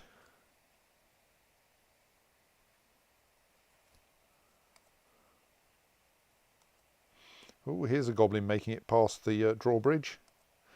And they... Look, you... Right, Ficod Orom Zareth has been put to rest. You've demolished my farm plot. Also, you're a troll miner. That's going to be entertaining. I didn't... Why did you demolish my farm plot? I mean, fair. If I were besieging a fortress, I would want to make them run out of food faster. Yes, yes. It's a pity about this number here. There was a thing I was going to do. Oh yes, it was to see... No, it wasn't, because that goblin didn't make it across the bridge. They turned round halfway across the bridge and ran away again. Right, there's no way you're going to penetrate our fortress by running away. Your best hope is for everyone to rush this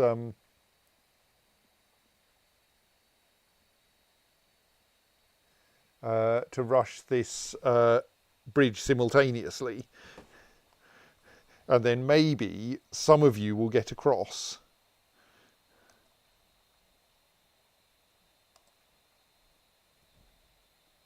Oh, that on the other hand is a bit worrying. Oh right, some dwarf was actually out on the surface. Oh, that's unfortunate. Oh yes, that was what I was going to do. I remember. We have a memorial to read. In memory of Ficod Odom Zareth, born 78, bled to death, slain by the forgotten beast Arani Necrotomb, in the rampage of the forgotten beast Arani Necrotomb in filled tombs in the year 130. At one with ibex tooth. Yes, I think you had nobody survive the experience of being killed by the forgotten beast because they were like incinerated.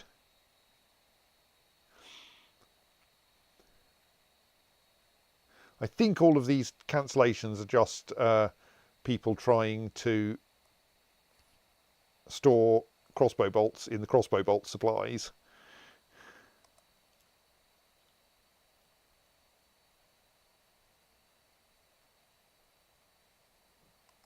Okay, I think that might have been a ricochet of some sort, but I'm not sure.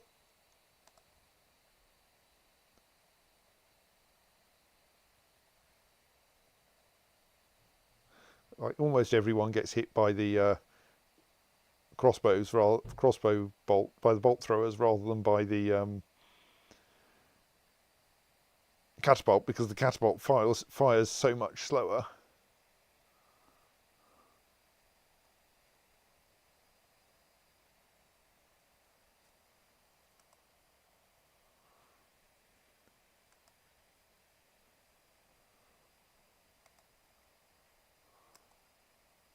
What? That appears to be a beak dog leaving the fortress. That kind of worries me. No, we knew that they were dead. That's not a great surprise. We watched that death. Oh, a goblin made it all the way into here. Ago Ustek Slaksu.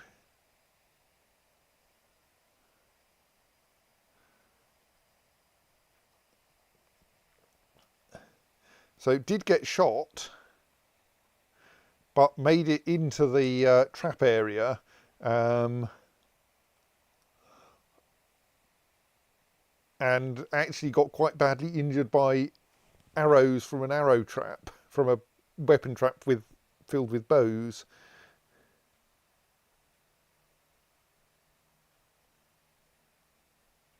And then got the embarrassment of being injured repeatedly by wooden swords provided by the elves. But was ultimately killed by bolt thrower, I suspect.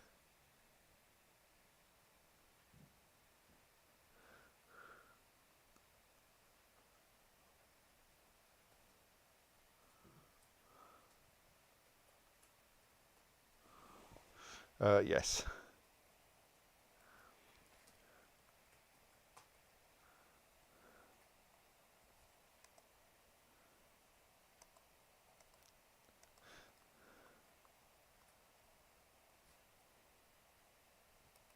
Yes, occasionally a goblin just wanders past the first layer of defences and into the second layer of defences.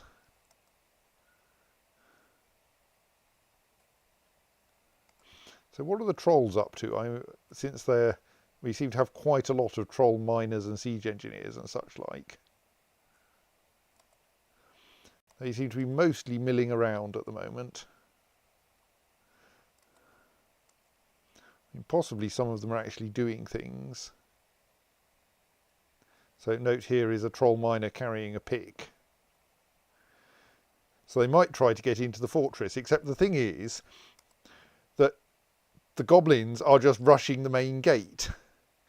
And that is not going to be a good way to ensure that you have any troops left for when your siege engineers finally get their stuff done. Like what you want to do is to stay outside the fortress, well away from the fortress. That's actually Kia and Raven fighting. How odd.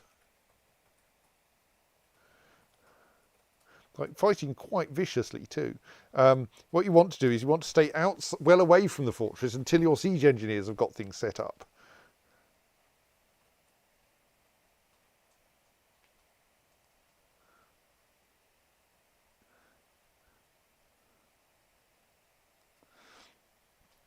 Rather than rushing up to the front gate and going, oops, I'm dead again.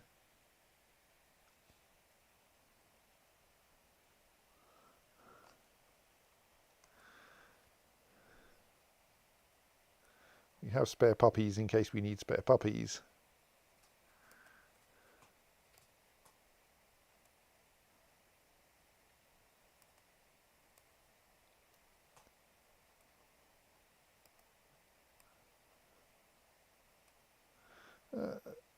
Someone who got hit by the catapult rather than by the bolt thrower.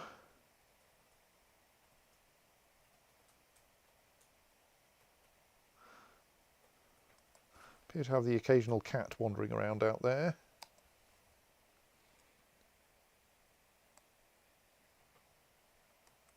I think 2 puppies just walked into the fortress, not worrying at all about the fact that we're in the middle of a siege. Don't know where the puppies have got to, mind.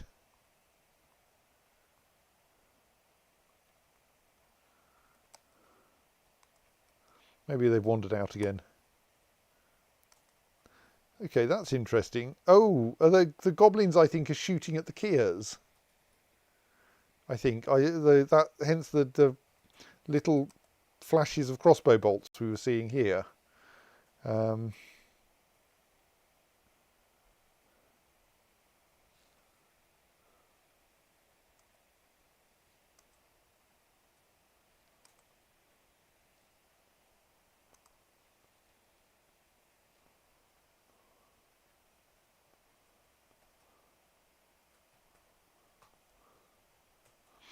Yes, I think the goblins are not being suitably organised here and will suffer for their lack of tactics.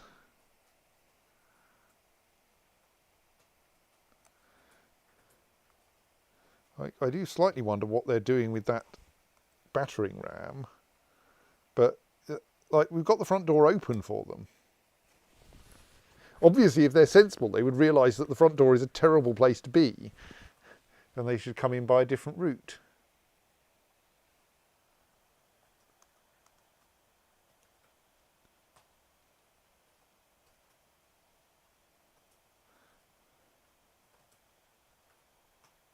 But currently, they seem to be quite willing to try to come in through the front door.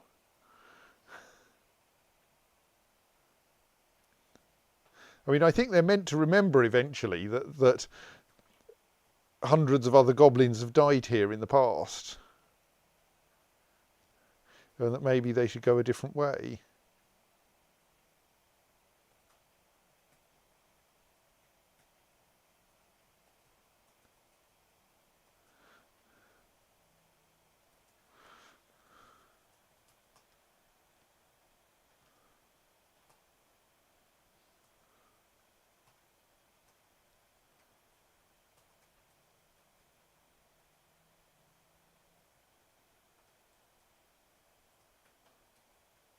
This is going to need so much tidying up afterwards. Oh, a few of them have made it across the bridge while we were reloading. And then they turn around and go back again. Like, what?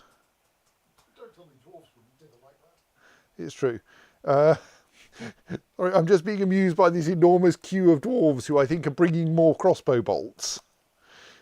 Well, you are using up a hell of a rate. Yes, it's true.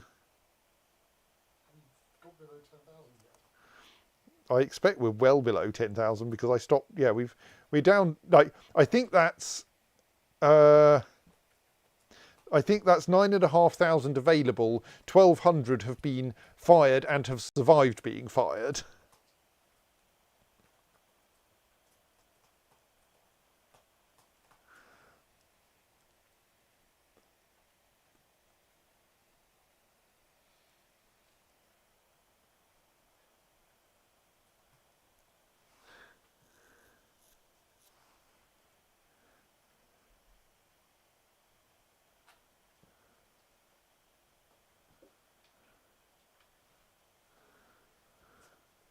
Oh, the trolls did actually do.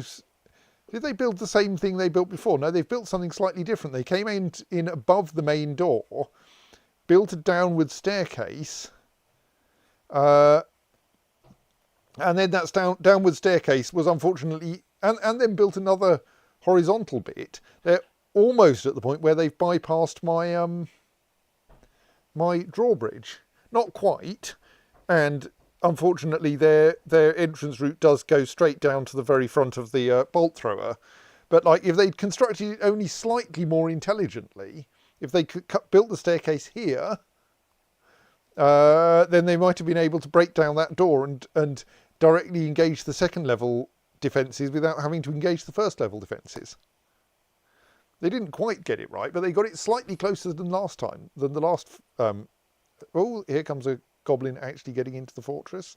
Are you going to turn around and run away? No. I'm being amused by the doesn't feel like anything after seeing a goblin's dead body repeatedly, and has now died. Didn't even get down to the Z level with the bolt thrower.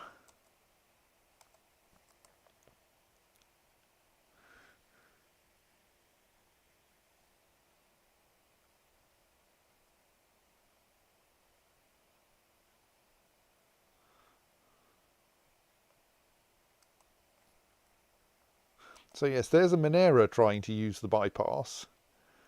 And apparently I think has passed out and therefore is not being shot yet. Partly because this bolt thrower needs reloading. Oh, another goblin's got past the first level defences.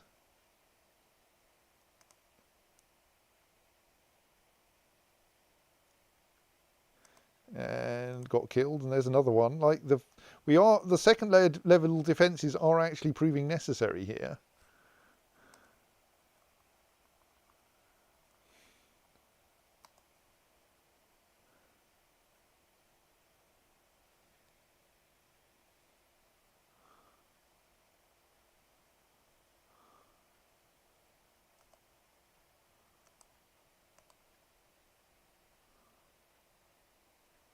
What's happened to you?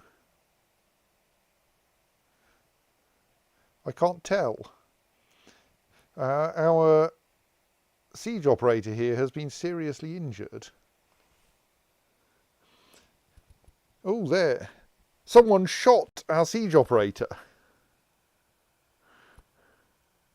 Right, I think for your safety, we should take you off siege operating duty and let someone else take over.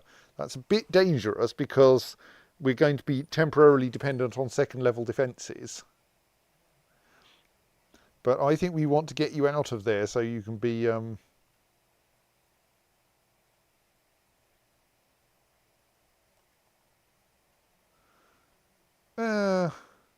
your foot's broken, but like you're not bleeding. Okay, maybe you'll be fine. Now we'll keep you there for now. I think. I'm kind of a bit reluctant to... Actually, maybe we should close the outer gate and then we can relieve that siege operator.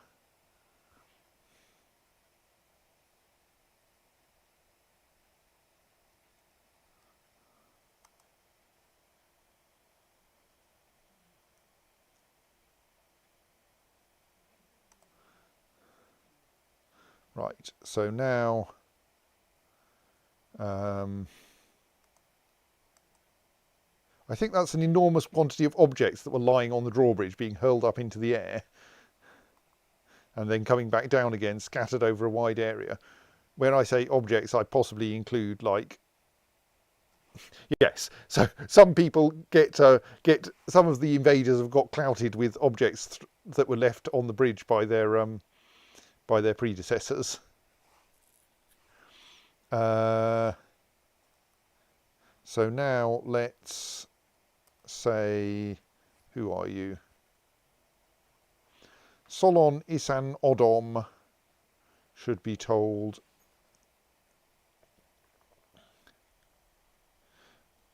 please cease being a siege operator.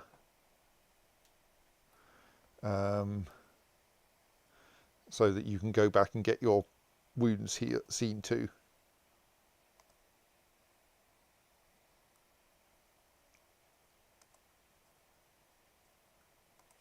That does, of course, mean that the staircase that the troll siege engineers built might be...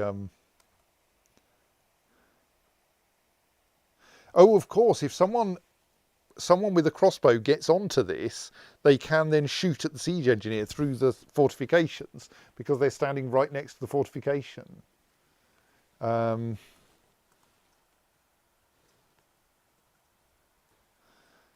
that is a bit dangerous, yes.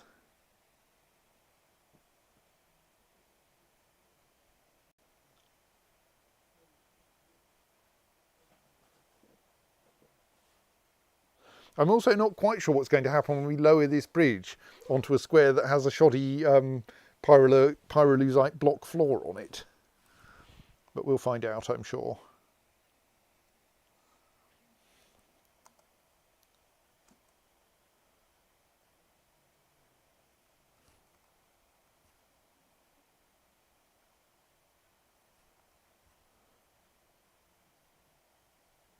So where's Solonis and Odom got to now then? Okay, they still think they're firing the bolt thrower.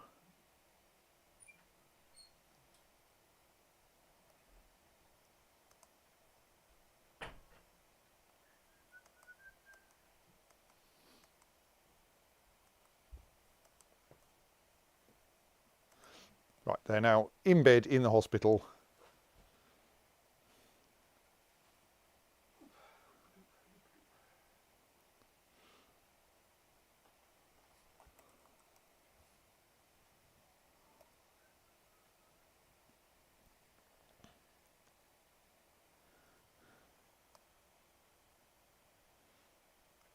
And the medical crews can deal with their broken leg. Meanwhile, presumably someone else is scheduled to fire the bolt thrower once they make it to the front gate.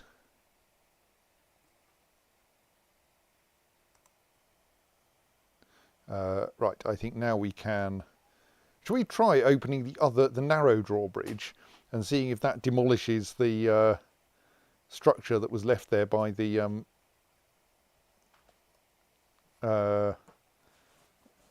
trolls?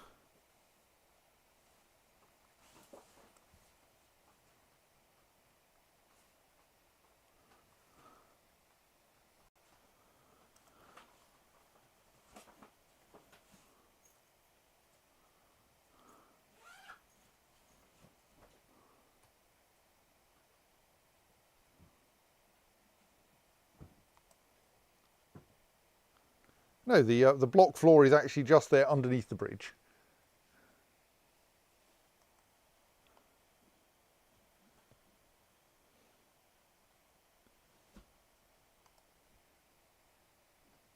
Oh, a masterwork has been lost.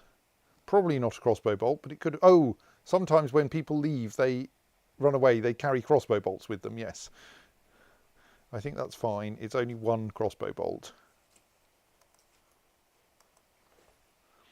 Does that mean that the...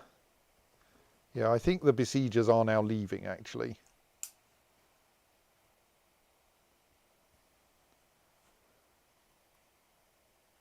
I think possibly we have poured enough crossbow bolts into them.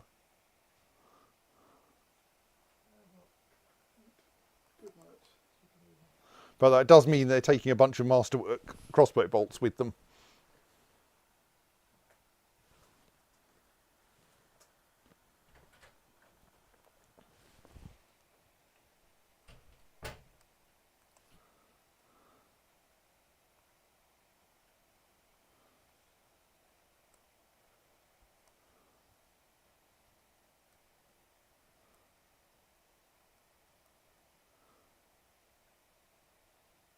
So yes, we're down to 1 Monera and 5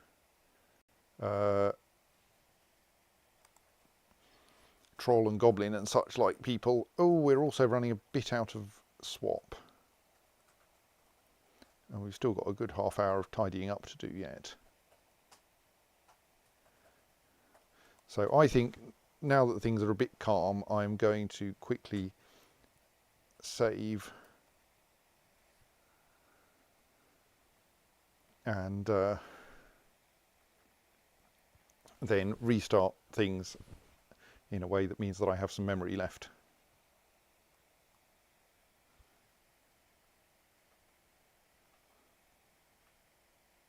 Dizzy, it says, maybe you need another bolt thrower covering the next layer up. Possibly I need another bolt thrower covering the first bolt thrower.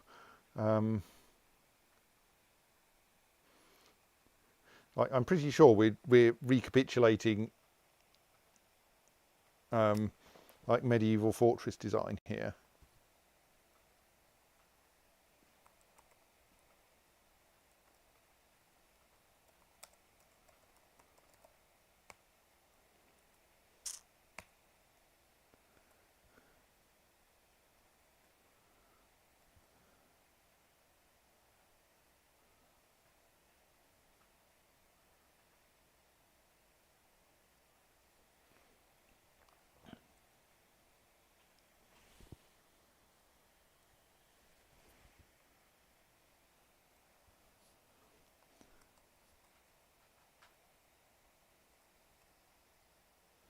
Right, now I have an adequacy of swap again.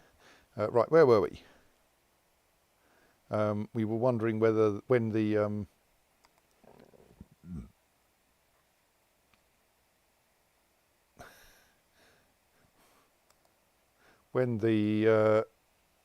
goblins were finally going to leave so that we could declare the siege to be over. Possibly we need to send someone out to bayonet the wounded. Where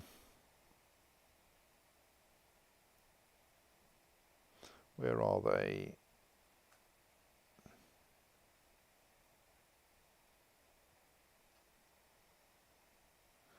All right, yes, so there's a petition.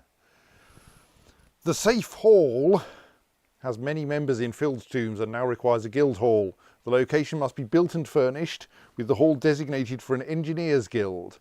Do you approve this request? Go on. Aha, we now have a place where these petitions get displayed so I don't forget them. Well,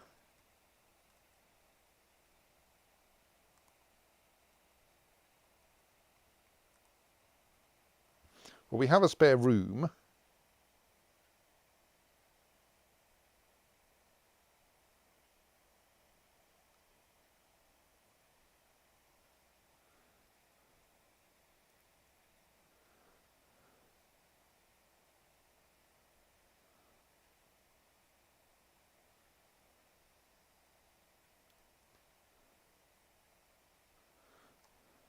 It is nowhere near good enough yet, but we've at least designated it, and then we can start putting some furniture in it.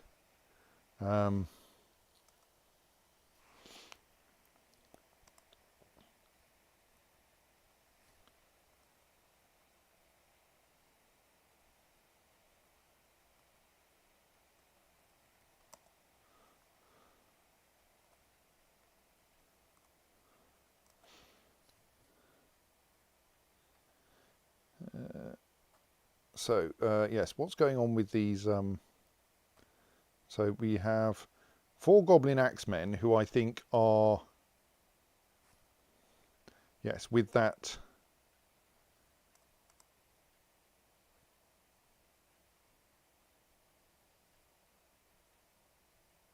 battering ram, are going to take quite some time to leave the map, if they can even work out how to leave the map.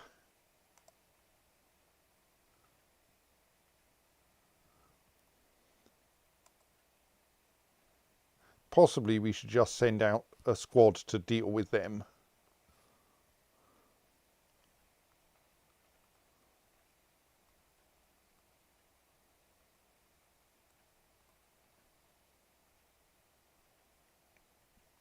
Who else is there? So, other than those, we have 1 troll siege engineer who is seriously injured and probably thus moving rather slowly, and 1 Monera. In case you're curious, a Monera is a creature that crawls along the cavern ceiling with 4 long arms. Its body is shaped as the head of a man with a mouth full of shark teeth. It waits for its prey to pass below, which is like great unless you're trying to use them as infantry.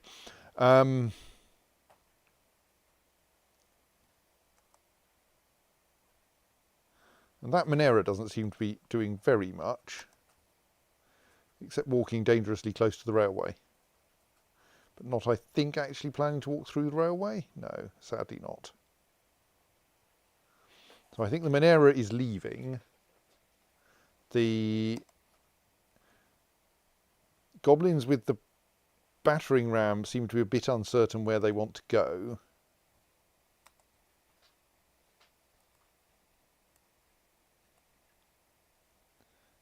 All right, the troll's dead.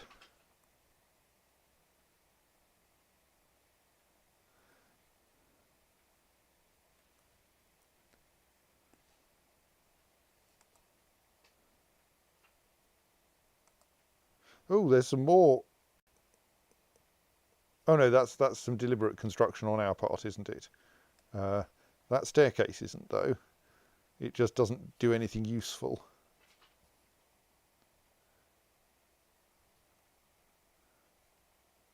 So, like, maybe these goblins with the battering ram are about to walk in front of the bolt thrower, in which case we don't really need to worry about them.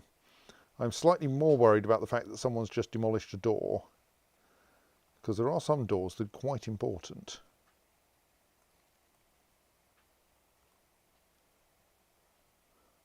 On which subject we still don't have enough cages. Oh, is that because... No, that door's passable. There's even another passable door there. So why are these not getting loaded?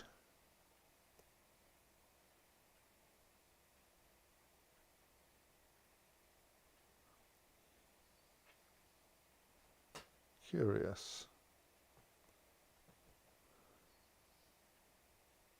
It's possible there's some other use for the...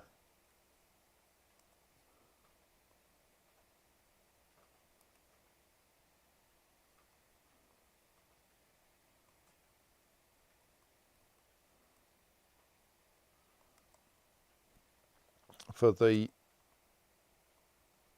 cage. Oh dear, one of the goblins with the battering ram has just come within sight of the thing. The burrow should still be active, yes. Oh, re-cage traps. I don't think that should be an issue, because I think their location is in a... Yes, their location is very well within the burrow, because it's just an old bedroom.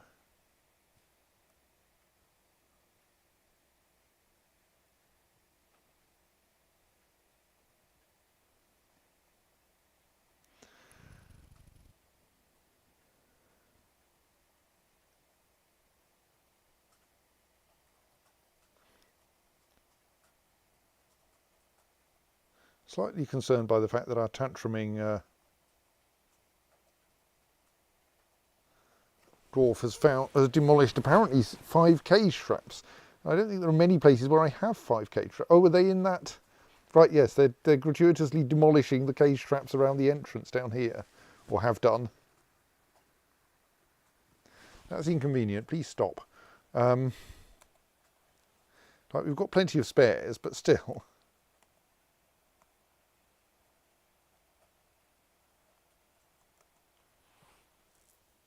Right, are you able to move this battering ram when one of you's dead?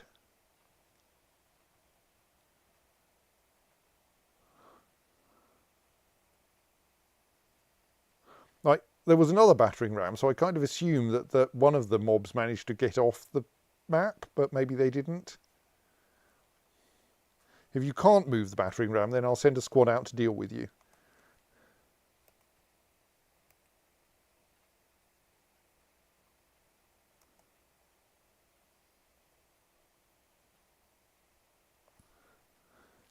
I recommend you abandon the battering ram and leave. No, apparently that's not going to happen.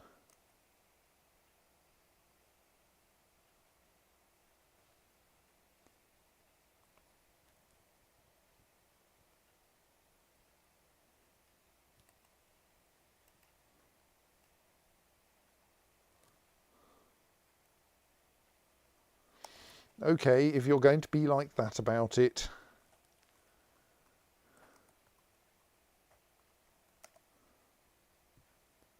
Let's open the inner drawbridge.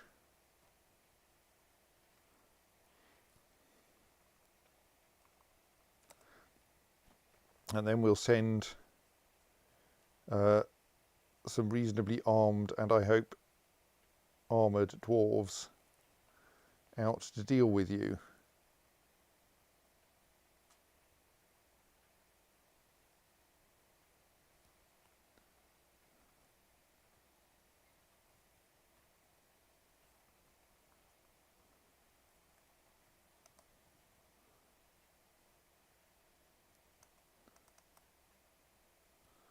I'm going to quickly check that they are actually slightly well equipped. Yes, okay, that'll do.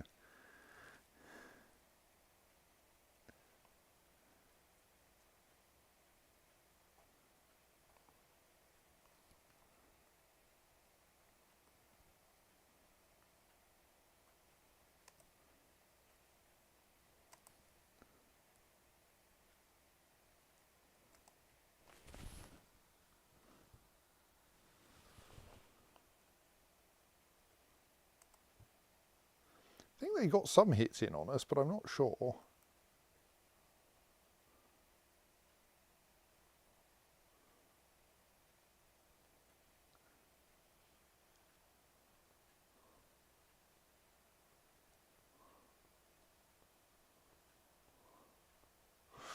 Someone has turned up with an artifact, I think bill and sword, because for some reason all of our bill and swords. Oh, right, yes. I think that the siege is officially finished, so everyone has been made slightly happier as a result. Well, possibly.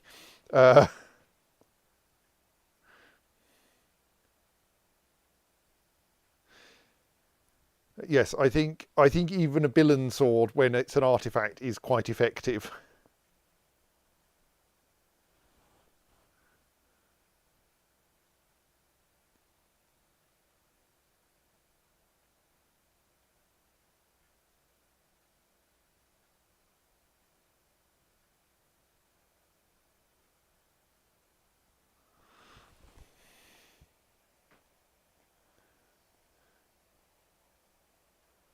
I'm just checking because it looked like someone might have got injured, and I want to check whether they really did.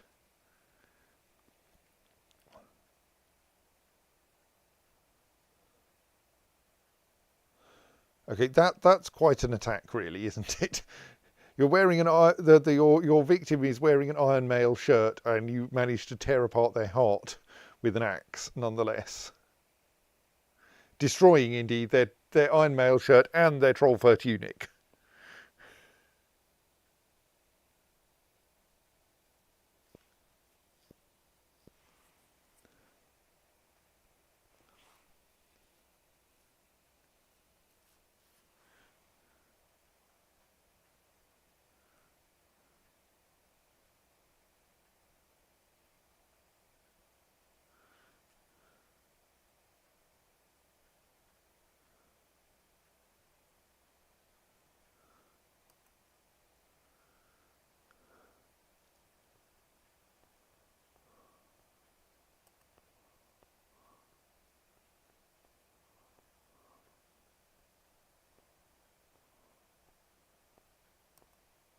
Right, okay, no, nothing bad happened to anyone. It's just that they're all on the same square.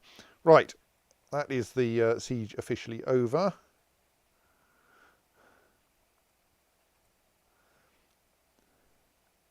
So let's have a look at our checklist and see what we need to do.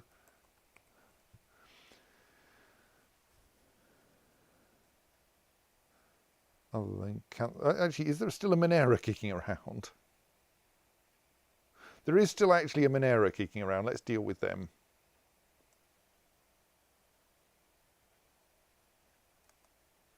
Oh, they're trying to leave the map. We'll let them leave.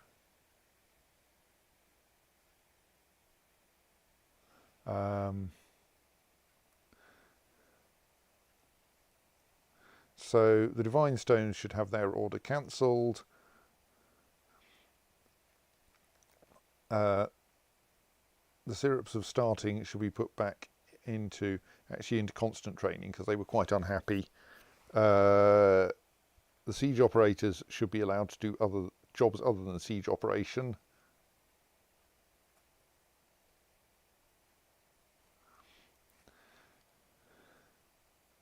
The siege engine should be flipped back into a sensible state.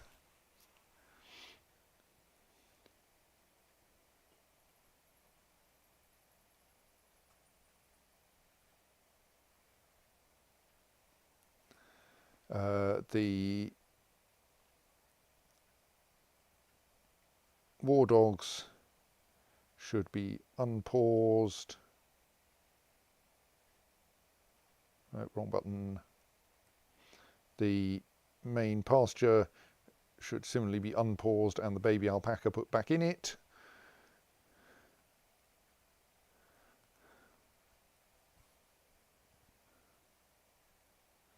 Barbican wagon bridge should be reinstated. The inner drawbridge is already retracted.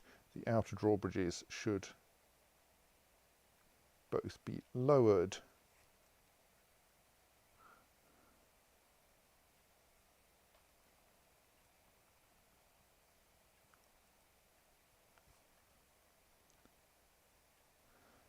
bolt hole should have no one in it and should be locked. Right, let's wait for those various lever pullings to take effect.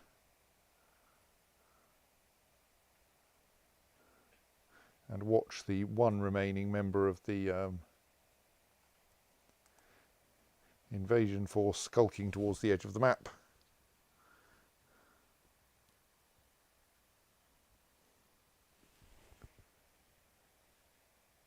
I think all the very sad dwarves are members of the Syrups of Starting. I'll check, and therefore are already being cheered by the best means we have at our disposal.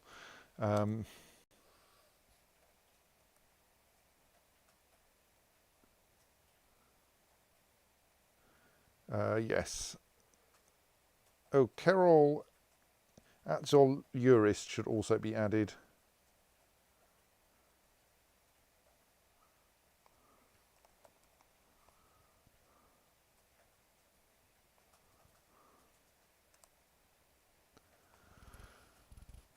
Apparently siege operating is a really dismal experience. I think this may actually be reasonable because I think they treat it as a bit like military behaviour, and that they want to always like keep going even when things are terrible, even when they're thirsty and hungry, and so they spend a lot of time thirsty and hungry, which isn't helpful.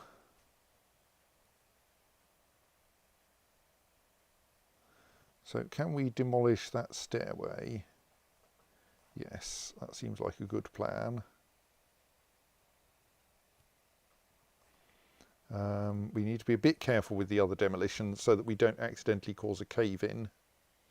We might also want to take down these fortifications temporarily in order to get the objects out of them.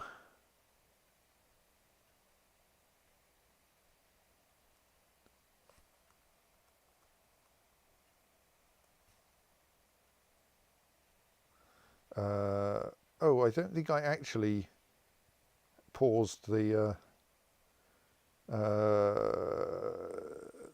burrow.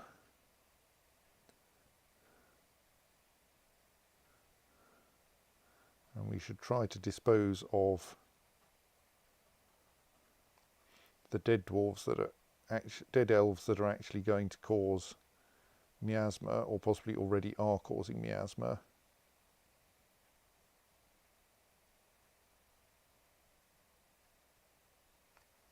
They're goblins. I think I call them elves and dwarves, but not goblins, which is the correct name.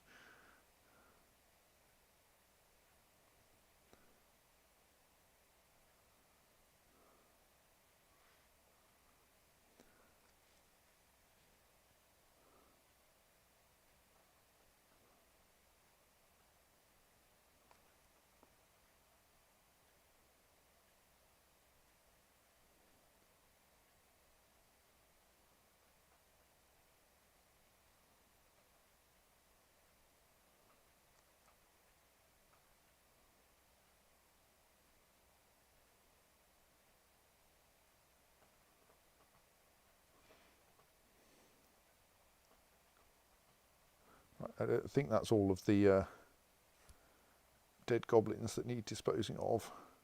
Oh, apart from those ones which are also indoors.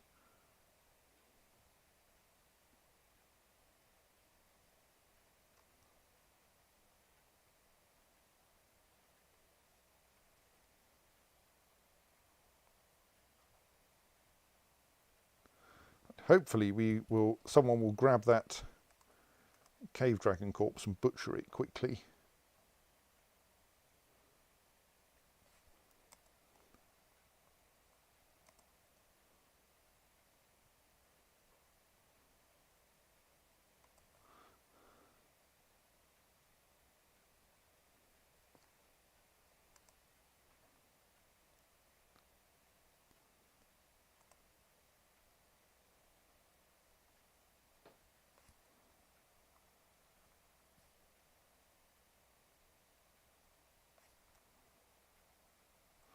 Okay, we have the weird thing that there's now some open space above a fortification, which I don't think is how things are meant to go. So I'm going to construct some floor there.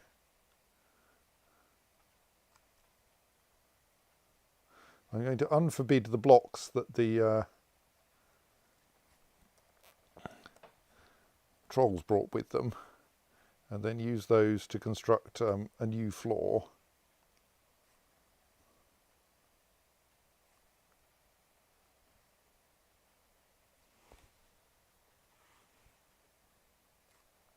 Actually, that floor there is going to be is not going to vanish surprisingly, is it? Because it'll be attached to that wall, so we can safely demolish that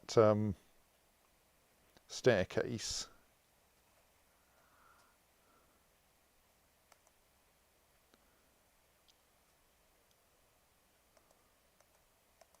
Slightly surprised we're getting miasma outdoors.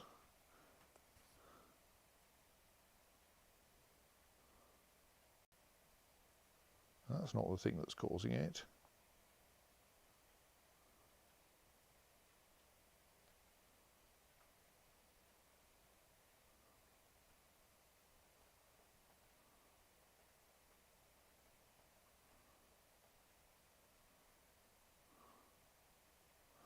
Oh, that might be.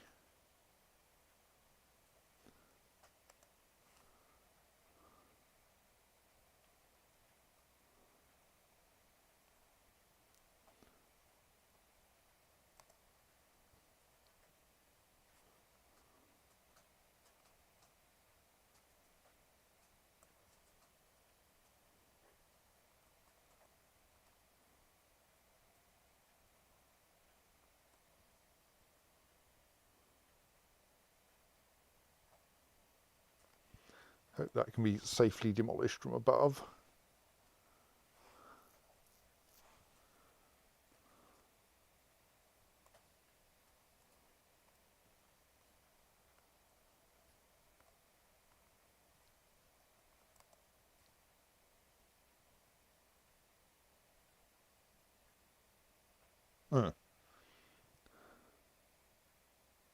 Someone fell, I mean, not very fatally, happily.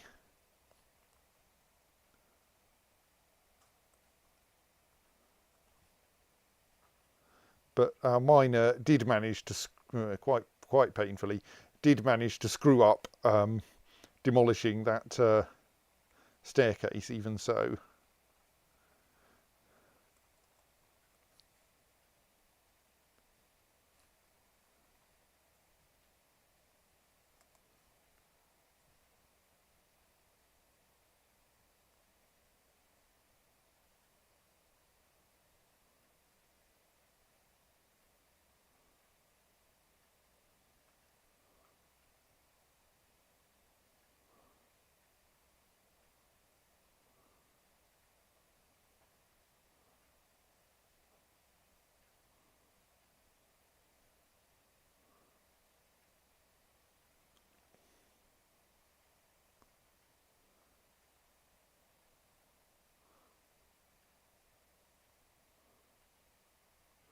Okay, this square has ended up with a stupid number.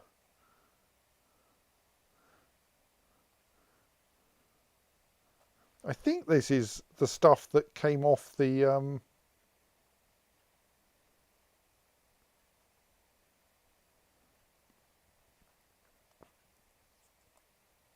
staircase, but I'm not sure. Some immensely dense miasma, because there's like 5 things rotting on the same square.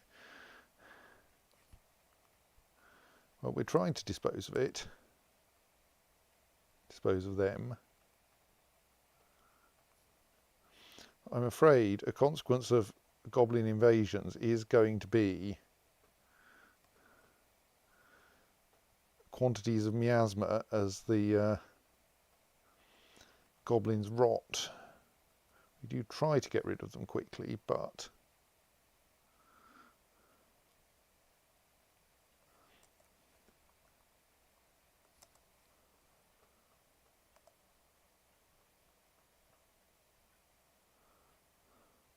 on which subject we can probably now safely start.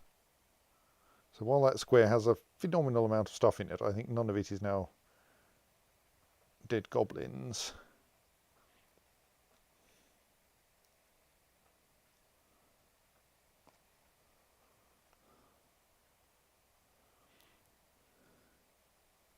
So can we now like go to the stocks menu and just choose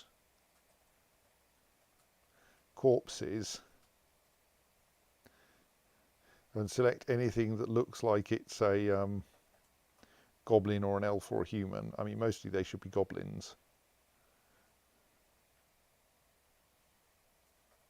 Or a beak dog. I don't think beak dogs are on our this is worth butchering list.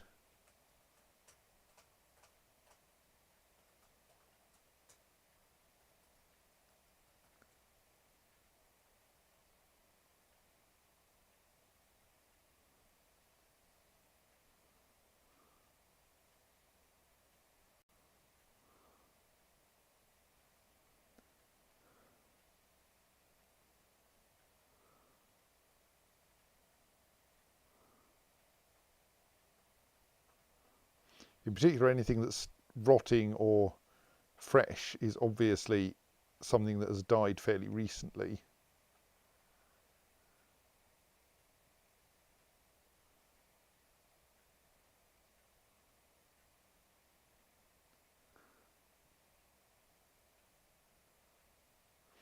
And any of those that look like goblins or trolls, probably, or beak dogs in extremis, or Monera indeed, though there don't seem to be many dead Monera around. Can obviously be dumped.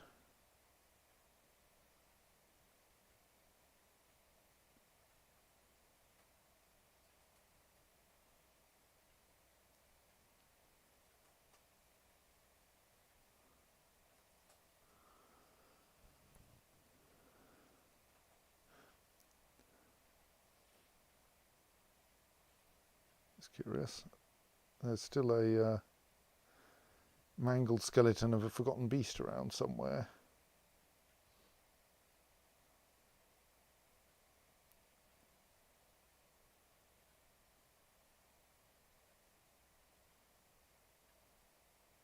Possibly some of these skeletons should also be disposed of, but let's deal with the things that are actually rotting first.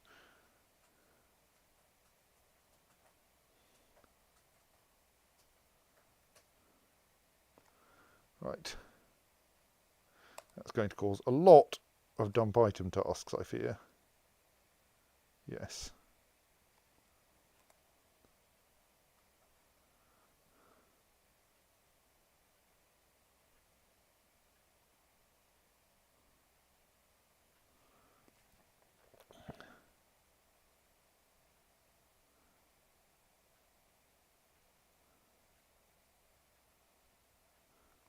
That may actually be a reasonably complete set of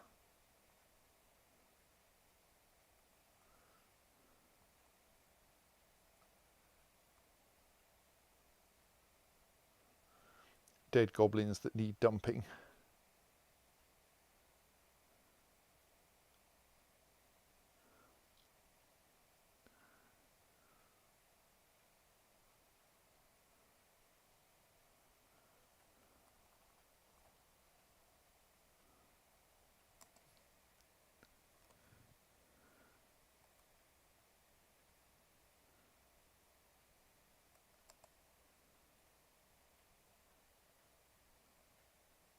Okay, we are making crossbow bolts still, I think in part because quite a lot of them are forbidden at the moment. We'll probably reclaim them shortly, but let's wait until we've managed to deal with all of the dead invaders who are, after all, filling the world outside with miasma.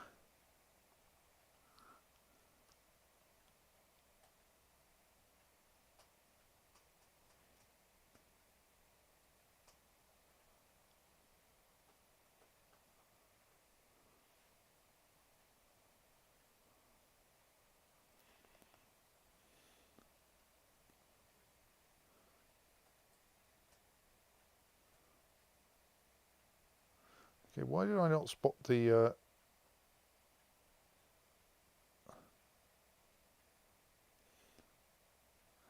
ogres. I did spot one of them at least.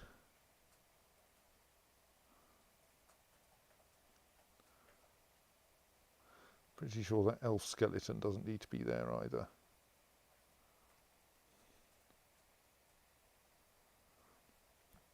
While we're here, all that dog leg.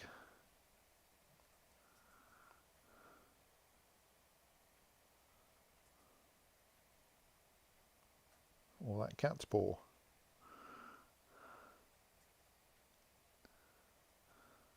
Right, that's most of the dead removed from the front of the fortress.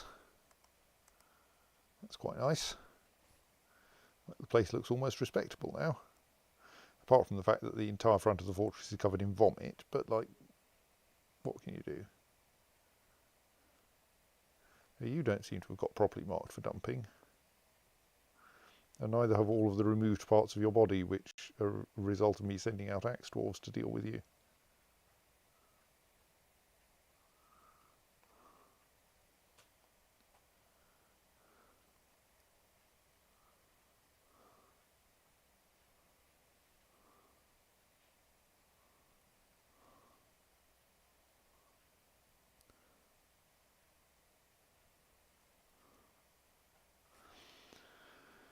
Yes, I mostly didn't try to mark body parts for dumping, but for the most part, the nice thing about these bolt throwers is they tend not to leave loose body parts around.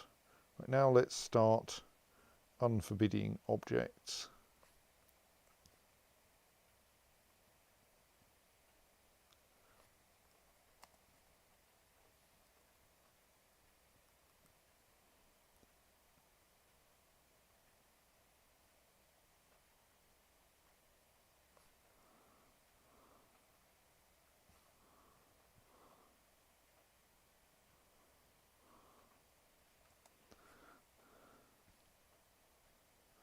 That will probably then cause us to start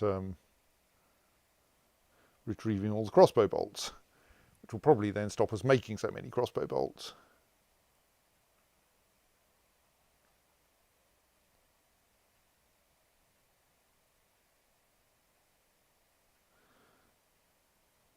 Right, meanwhile, we have this annoying situation where there's a fortification with a tooth and a troll fur sock stuck in it. I think that's just going to annoy me, so we will knock that down one square at a time and then reconstruct it.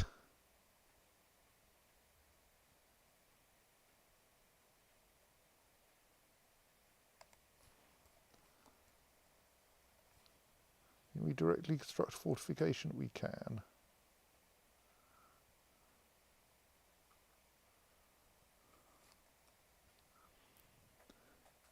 We've got 140 pyrolusite blocks as a result of the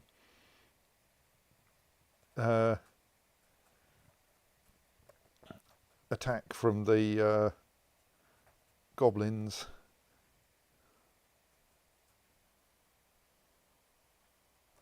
While we're here, that tooth should actually be dumped as well.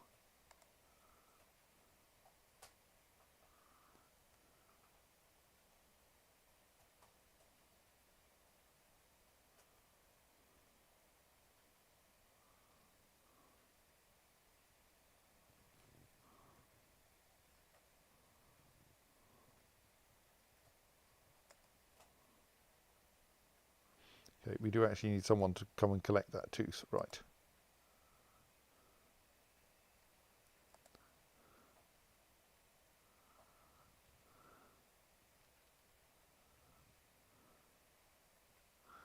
That square is very silly.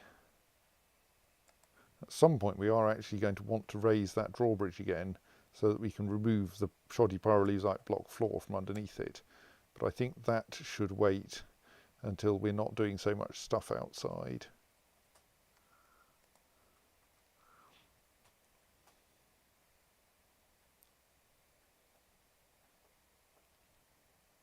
Because if I raise the drawbridge while there's a dwarf on top of it, that will be very unhappy.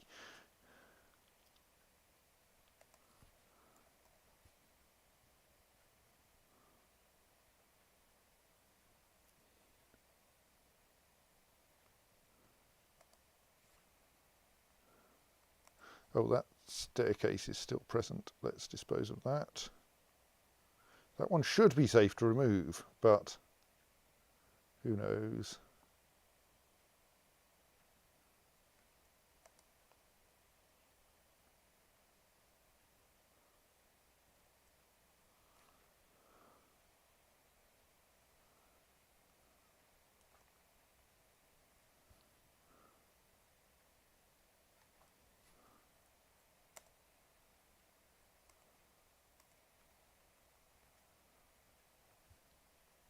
Have a quick look in the butcher's shop and see if it looks like we managed to. Yes, I think we did successfully slaughter the cave dragon. Excellent. We've left a bunch of weird stuff behind.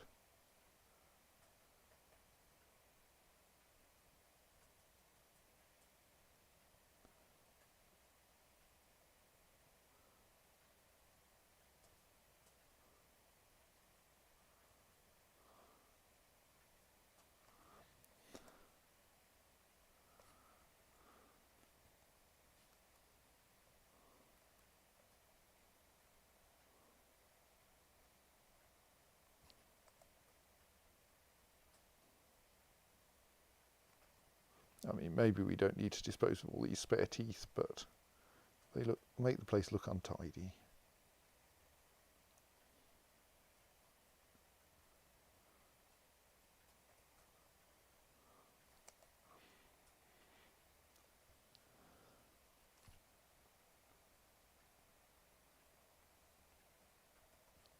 Right, and now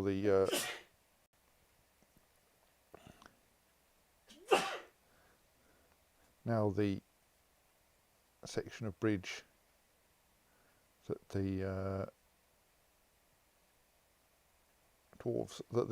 goblins left is the trolls left is almost entirely demolished, apart from the bit that's underneath our drawbridge.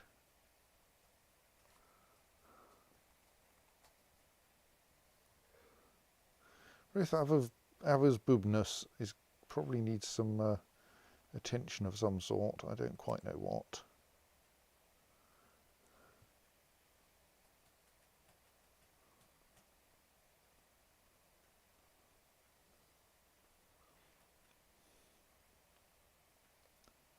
More kittens, good.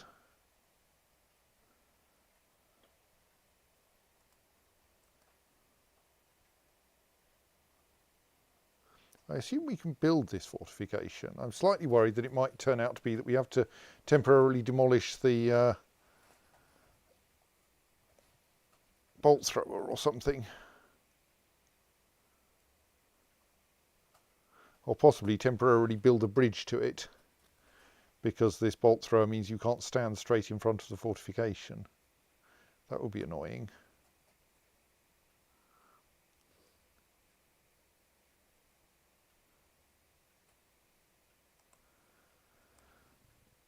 Well, yeah, I think that might be the case. Is there anyone trying to build it? No. Oh, yes. Well, no. There's no one actually working on that fortification. Let us, in that case, build a temporary bridge.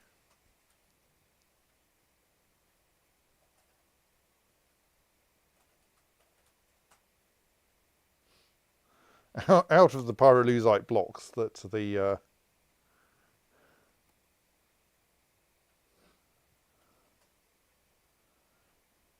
goblins intended to get a bridge across out of.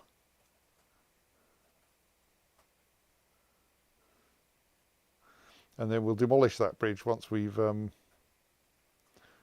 fixed the fortification.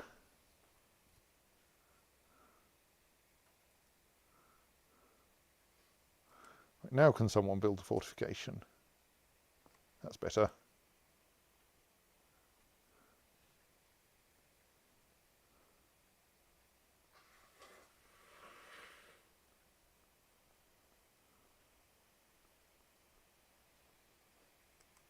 Dizzy says, isn't there the risk that elves or zombies or something turn up? Yes, there is. That's why I want the fortification back.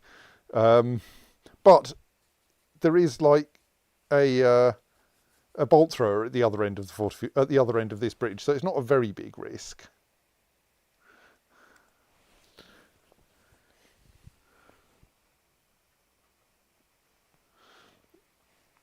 like the bolt thrower operator will just have to be really good at shooting things that are coming along a bridge straight towards them.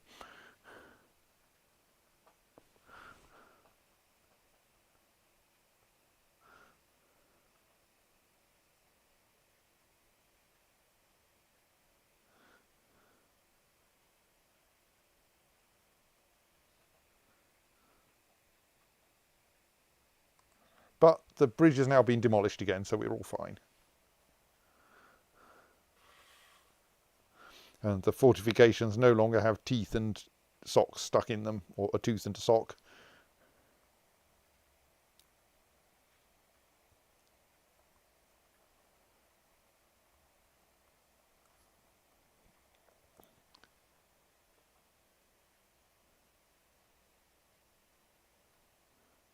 Right, how are things going in my quest to trap things? Right, we finally have all of the, I don't think we're going to try this tonight, but we have all of the cage traps installed.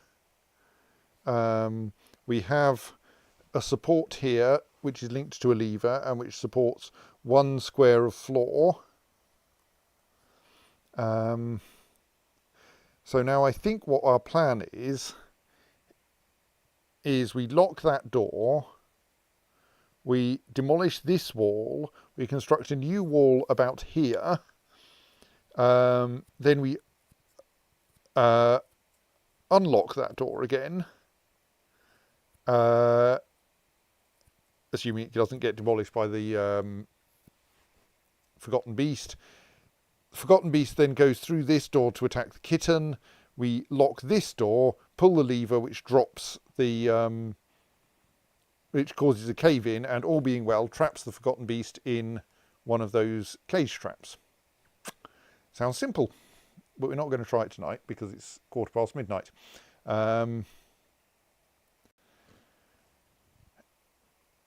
And yes, this area could do with some cleaning, really. We also have, like, moderately stupid quantities of stuff lying around out there, especially on this square, which is going to be fun when we next raise the drawbridge. Is this all forbidden as well? Yeah, we should do another reclaiming batch out here, shouldn't we?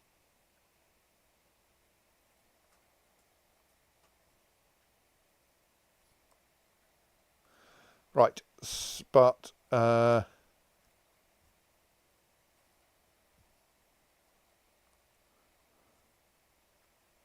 possibly we should change the settings for the default state of enemy equipment, because I don't think we're actually in very much danger of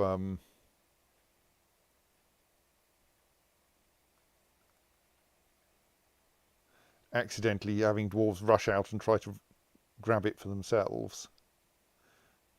So they only demolished one of our farm plots. Possibly we should put it back in due course.